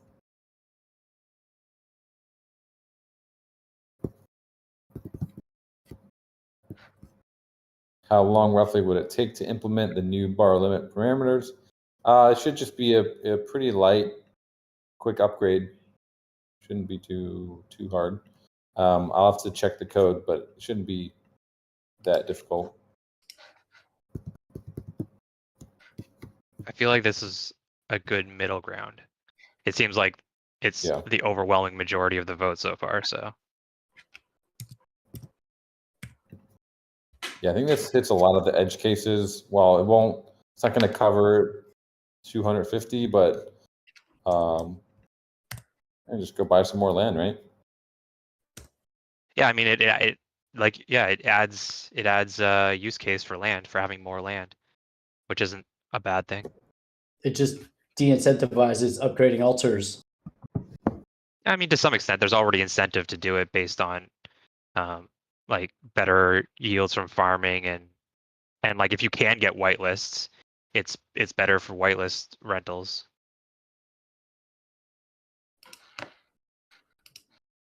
Currently, there isn't much use case for having multiple parcels. Like, I mean, you're doing it, but you also have to put in a lot of work. So, okay, I mean, it takes a lot of time. Whereas, like other things, like I mean, you should get rewarded for what you're doing. So, well, I'm going to use some of my free time and work on that. I think that's a more productive use of my time. Crypto Gotchi says the 1 gotchi limit on public was meant to prevent wallets to just rent a lot of gotchis and not channel them. With plus parcels, this becomes an issue again. Kind of, but I mean, a lot of the time, like those guys probably didn't have a ton of land parcels, right?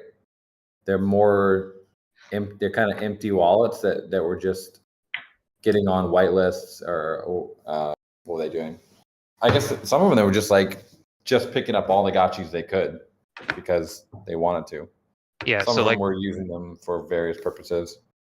so like I was saying before, like what bots were doing was just renting these gotchis from the vault, and they didn't have their own land, they didn't have their own gotchis, but because these gotchis are in the vault, they could use the vault gotchis and the vault land and just channel them essentially for free.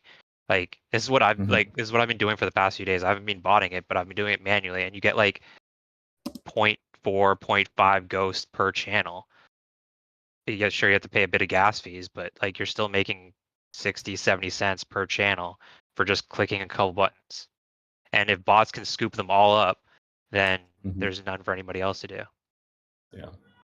So it's not likely that all these bots are going to have like 100 land parcels, right? I mean, they might move to that because it might be so profitable. Like that could be an issue, is that the bots who are doing this just start scooping up enough land for them to be able to get all the gotchas that they need at reset or leading up to reset, and just continuing to do this. But then they're asset owners. It's true. I've done a lot of automation on this space, on the play to earn space, and I must warn that it's very dangerous for bots to do that, because if you have address in your wallet, you can be blacklisted, right? Or the game can identify your assets and can make them non-tradable, non-listed on the market, things like that. That has happened in Axie, Pegaxi, and many other games. So yeah, but it is a possibility, right? We did discuss that when Goobs got hacked. We did discuss it internally. We're like, because we had actually a decent opportunity of time to, if we wanted to, like we could have done that, but we did not want to take unilateral action on that. But it is something that if like in a situation where someone gets hacked and the assets are literally just in there and they could be frozen or gotten back, it's an ethical question at that point. But we did not want to do the unilateral action. But it is something that could be done. Hacking is difficult because you have to prove the actual hacking, right?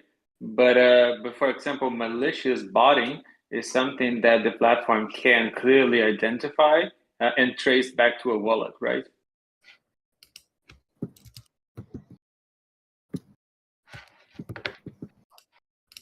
Well, I guess the hack, like if someone gets hacked, like if Goobs came to us, he's like, "Oh my God, all my stuff just got transferred out of my wallet.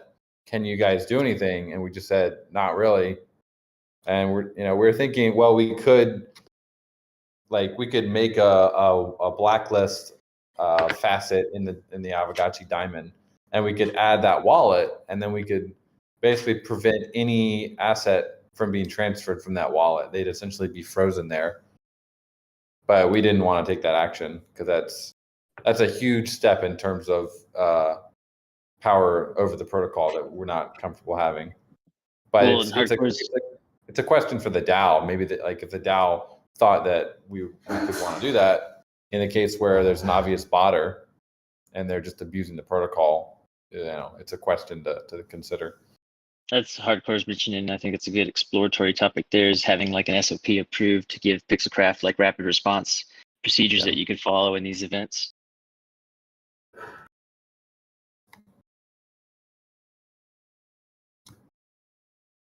Yeah.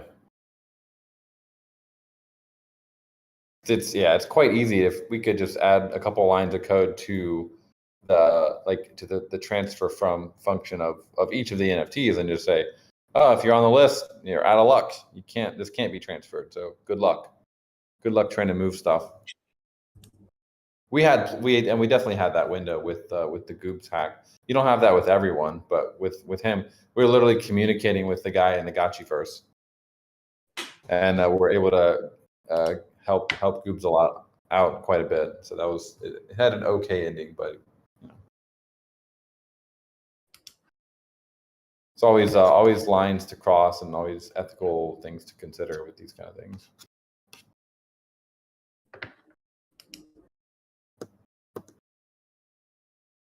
Hey everyone, just thought I'd say g'day. I've been on stage for ages, but been listening away. But haven't had a chance to jump in, so just saying good day. What's going on, bud? Welcome. There's been a very robust discussion, which has been awesome across all different angles. So I think having a really good, healthy discussion about all sorts of things is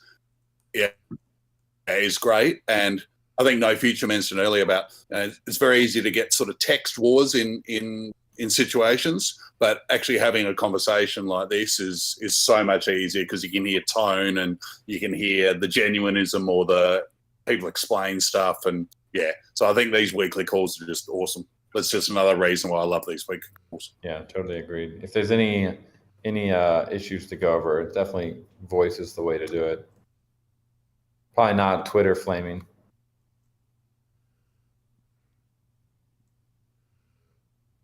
Just don't come at me on Twitter. That's it. We're not going to start that though. Let's keep it where it is. I mean, yeah, we're not going to open it. I thought it was interesting. My buddy tells me. No. Let's not get into it. All right. So just do keep in mind, Twitter is a public stage.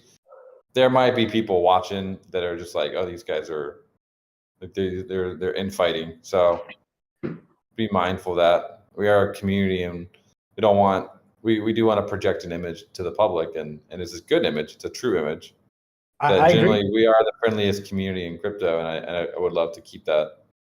We have to also recognize, and I'll say it blatantly, like there are people in the Gotchi Vault that are mad disrespectful in both the Discord. They were the ones that got disrespectful yesterday. So, I mean, I am of the free will to smack back if someone hits me. So I posted something that was, a thing that was, open to discussion. I didn't I didn't hit anybody. I just put out a thing and then they got heated. Mark Zeller started off very friendly and then it kind of with the gulag jokes.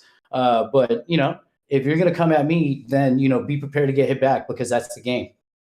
We talk about PvP. Like this is, don't come on my Twitter talking and then expect me to just sit there. We have very disrespectful people in this community and they're never really addressed. As someone who I think I'm fairly neutral on the whole vault thing, I see the good and bad of it. There have been plenty of disrespect on both sides. Let's not say that the vault is disrespectful. There's been plenty on both sides to go. That doesn't negate how disrespectful they are. I put up a post and wasn't being disrespectful. Moon stepped in. I mentioned conflict of interest. That's also before we started live here on my stream. That I'd take a puff for every time that was said. So it's the first time. So when they start coming at me, I'm of the free will to go back at them. So it's fine. It's fine. Didn't you you retweeted a post from Sassel saying if we're not careful, the vault might make the Gotchi DAO a dino? Like I'm pretty sure you started that already. What's the problem with that? What's the problem with that? That's something we've discussed. Jared talks about it all the time. We talk about it in this Discord all the time. It was a good read. I thought it was a fair point. I don't see why, every time when we bring up safeguards, people get safeguards aren't for the good actors. They're for the bad actors. It shouldn't be that big a deal if we bring these things up. I'm not the only one that feels that way either. So I don't,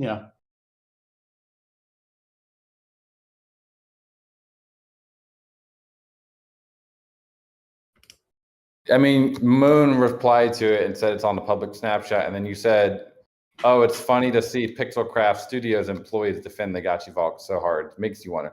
It sounds like you were initiating most of it. It's not a conflict of interest. It is, though. It is. It's not. It is. It is.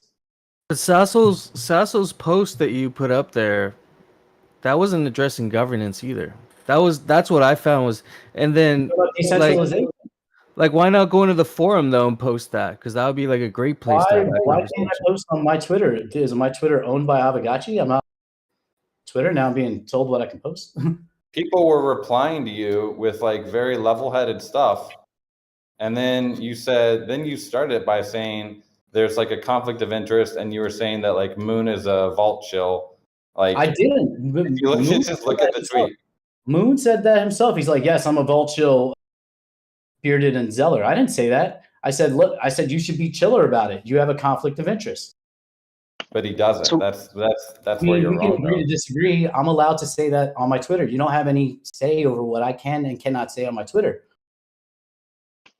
So I mean, there's this vibe through the community about this particular topic. There's a good forum discussion on it, about 38 long or so. But I want to know, like, from you as someone who's on the other side of this issue, from me, like, what's your solution? What should we do? Sir, I don't know what the solution is. That doesn't mean that we shouldn't have conversation. I'm just saying people being disrespectful. Like, so look at what me and Zeller were doing. He was answering questions. I was asking questions back. Moon came in. That didn't last. That didn't last. That deteriorated too, and that definitely didn't like stay peaceful. He mentioned that it's like, oh, I shouldn't be able to invest my assets. Hey, man, it's your hustle. My Twitter is my Twitter. You're able to do whatever you want, but it's my Twitter. Like, what are you gonna like? You're gonna stop me from having open discourse on my Twitter? Not at all. No, it's just a public visibility thing. It's about an association thing. Is from my point of view. That's my issue. Is I associate with asset you. holder. Like, I'm a Gotchi well, asset. not even just. I mean, that's Gotchi Gang, sure, but this is also GMI too. Like, this is for me, it's a closeness to me. This is GMI is a separate entity for me. Like, absolutely, I'm my own but person. I understand that you hold that opinion, but as someone that I feel is represented by GMI, I feel like you are responsible for a portion of my representation, and so I hate to see that kind of expression on the public scene. I told you that before. I am my own entity. What I do with GMI is what I do with GMI. What I do for myself is what I do for myself. My Twitter, that's my Twitter. I said we didn't have to get into this. You can get into this. It's you have no say over what I do on Twitter. If you want to disassociate with me, you did it with Addison already. Do it with me. I don't care. I haven't done anything hot enough for you to want to do that. But if that's the way you feel, I'm fine with that. I've already complained about you and decentralization within GMI also. We can talk about that too. But you're not going to sit here and tell me what I can do on my Twitter.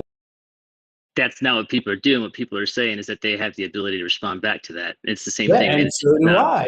So do I. Can we just move on from this? We're really going nowhere, and this is supposed to be about the DAO. I mean, not the DAO. Absolutely. And so again, we can go back to that. What's the issue of the threat to the DAO?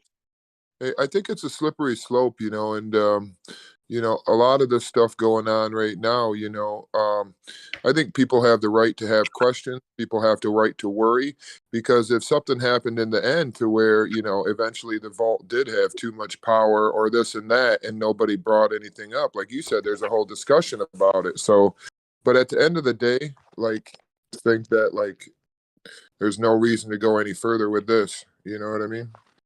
Well, and that's the question. We still have the issue of the DAO attack. And so what's the solution here? The solution is just a peaceful one, I think. Like, I think that we should be able to talk in peace, and maybe, you know, things don't need to be heated as much on Twitter. I mean, obviously, No Future has money invested in this as well, and he doesn't want to hurt the project. So I don't think anybody's intent was to hurt the project. I think just some things got heated on Twitter when it was probably more better to get heated in here to keep it more in-house, is what, like, Coder Dan was saying and stuff like that. But other than that, I just think it's a good time to just talk about, you know, just keeping everything chill, you know? I mean, I brought this up a couple weeks ago during the proxy voting discussion in the DAO. We had a brief discussion about it on Sunday, and it wasn't about the vault. It's not about the Gotchi vault. You know, like, the Gotchi vault, we should be actually glad to have the Gotchi vault, to be honest. With what they've done so far, nobody's put in the work to do that. You know, and the door is open to do that, right? I think a lot of their code is open source. And so, like, nobody stopped from building another Gotchi vault. The conversation, you know, that was the most relevant part of that conversation is, you know, with addressing proxy voting and having a malicious actor, not the Gotchi vault. We should be thankful we have someone who has, you know, that amount of voting power and has OG members of our community that have been invested as much as we are. Like, I would say not everybody agrees with that. Clearly, if you look at the chat, not everybody agrees with that sentiment. True, but it still addresses the core of the issue without getting all personal about it. Like, you know, everyone has their gripes with each other, but you got to look at the core of the issue and be solution focused.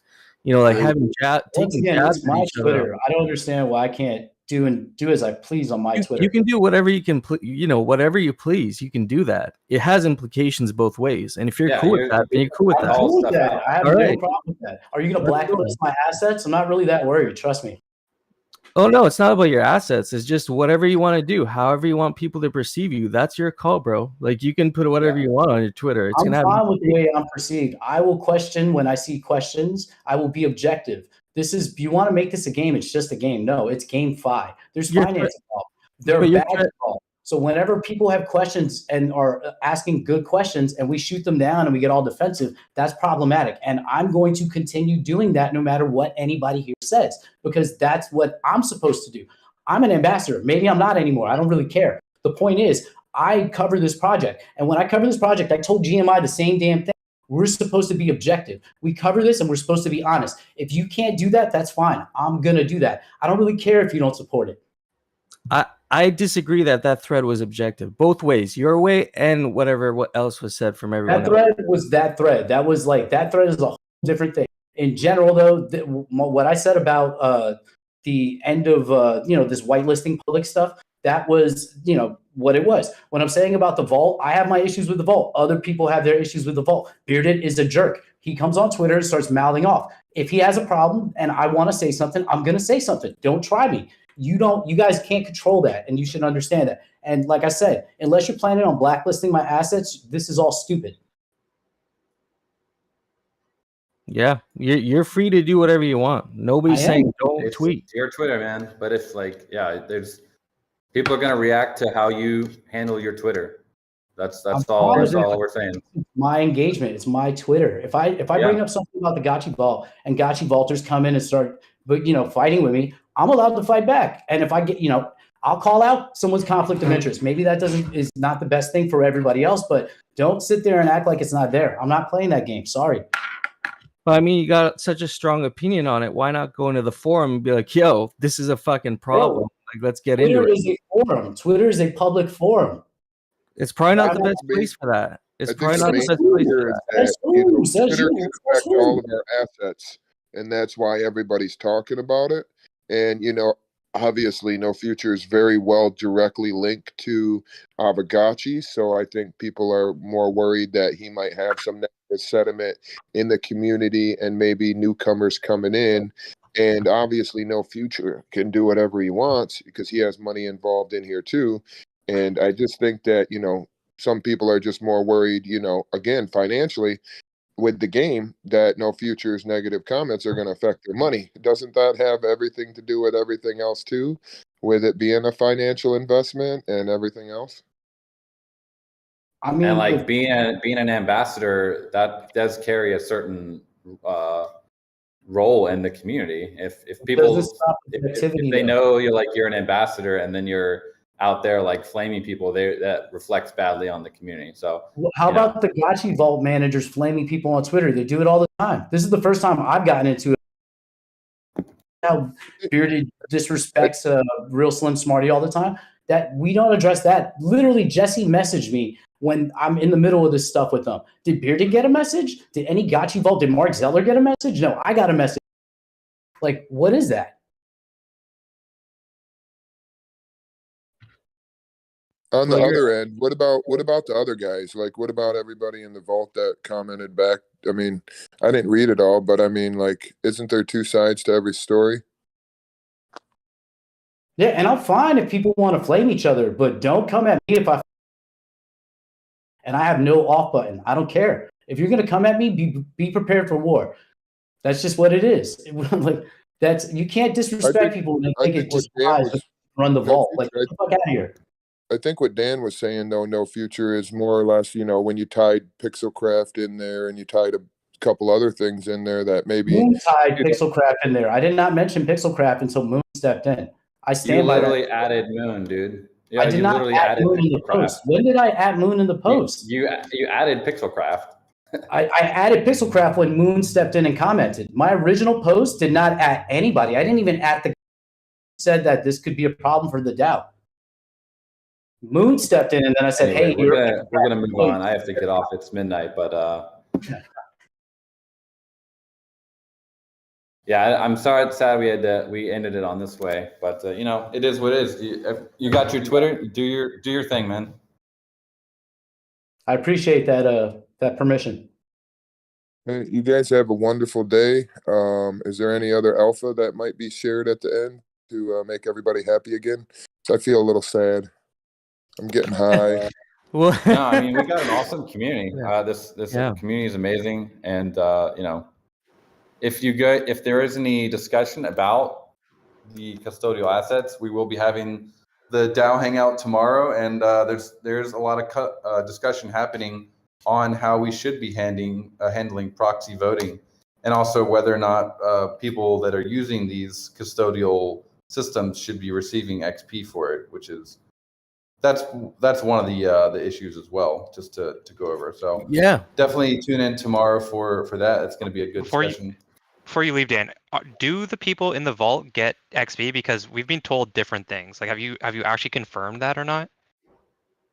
I think they do right now. The only time they don't get XP is for the type forms.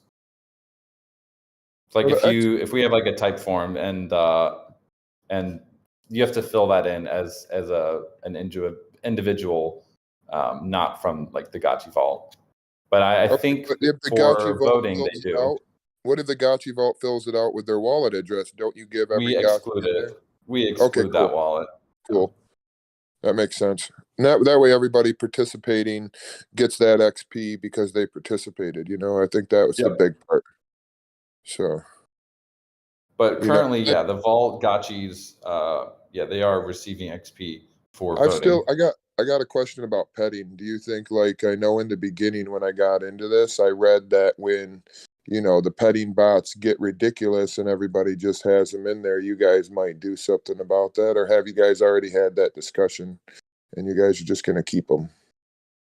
Petting bots are it's a permissionless protocol. So they're following the rules. Like they're not breaking the rules. The Gotchiverse is a game that we're creating from Pixelcraft. In the original talk though that you guys put out and everything, you guys had put in somewhere that I read that if the bot gets ridiculous and everybody's just having their stuff inside there to just be pet, so they get that kinship.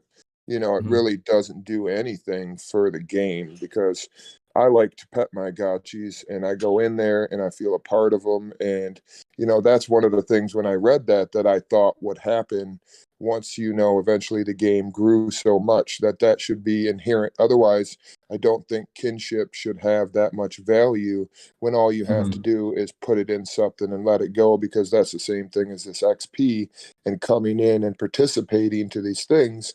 You're given XP. I think maybe the kinship for people with bots should drop in half or something. You know what I mean? If you want but there's extra, no way to like check if it's a bot or not. So it's that's the fun part about like permissionless protocols. You can't really tell if it's a bot or a human, like using a smart contract. But you could tell whether or not they're put into one of those contracts, right? And they could just keep moving them around. Okay. Well, you know what I mean? I just think that, with kinship given so much, priority in the game and everything, I just don't, that was one of my biggest things. I just don't see how the bots make that, part of the gameplay. I think that should be more taken away then, because, I just don't see how that should be part of gameplay when you don't do anything for it. Yeah, head to the DAO forum. We can get that conversation like moving there. Very cool. Because if there's a strong opinion from the community about that.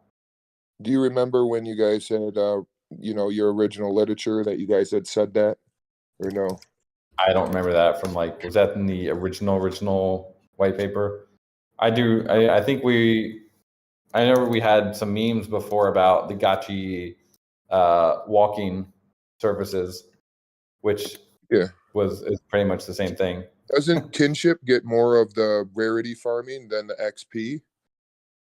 Yeah, it currently does. It gets 20%. And that shouldn't be if you don't have to do anything for it. You know what I mean? The whole key behind it is if you don't have to do anything for something, why should you get a reward for it? In game, everything else that I'm doing in this game, I have to do something for. And these other people that don't have to do anything to get this kinship, it's just ridiculous, I think. But you're right. I put it in the DAO form if I knew how to do that.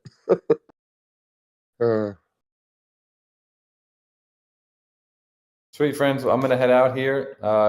always glad to have the great hangout, and looks like it went really smooth for everyone in the game today. The devs have been pushing a lot of optimizations for especially the spillover and trying to not have that queue build up. So was the experience pretty smooth today for everyone? Oh yeah. Yeah, everything was dropping smooth, man. instantly.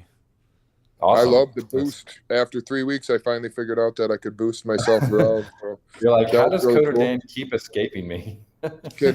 Yeah, honestly, that was what was happening. I was trying to catch up to you, and you kept being gone. I was like, "What the hell did he go?" Oh man, that was definitely fun. And then my finger slipped and hit the shift button, and I got a boost. I'm like, "What the fuck?" Yeah, that was pretty cool, though. You accidentally found it. That's funny. Yeah, I did. I Codes. accidentally found it, and then I was like, "What button did I push?" And I'm hitting the buttons, and I'm trying to figure it out. So I was like, "What the fuck was that?" So that was really cool. Which one's the any key? Which one's the any key? I need the hack codes. The any key? Yeah, I'm just taking the piss, man. All right, friends. Have a great Saturday. See you on Sunday for the Dow call. Yep. You guys Later. all have a wonderful See you weekend tomorrow. and stay blessed. Stay have a good day. Yo, See you, FaZe, Dan. I see you, man. FaZe, I see you. There you go. Take it easy, no future. Hefe, Take it everybody. easy. I'll be in the Gotchiverse extracting. I'll see you guys later. Shepherd. You still live streaming Zombie Shepherd? I am. You gonna go into GMI or where are you usually at? GMI, right? Yeah, I mean, I wasn't planning to do any more live streams today, I don't think, unless did we have That's something cool. going on at GMI? I think I gotta get going anyways. I forgot I gotta go meet my ex. So you guys all have a wonderful day. All right, you too. We'll see you soon. Yeah. Peace. See you, everyone. Ciao. Ciao. Bye, peeps. Later.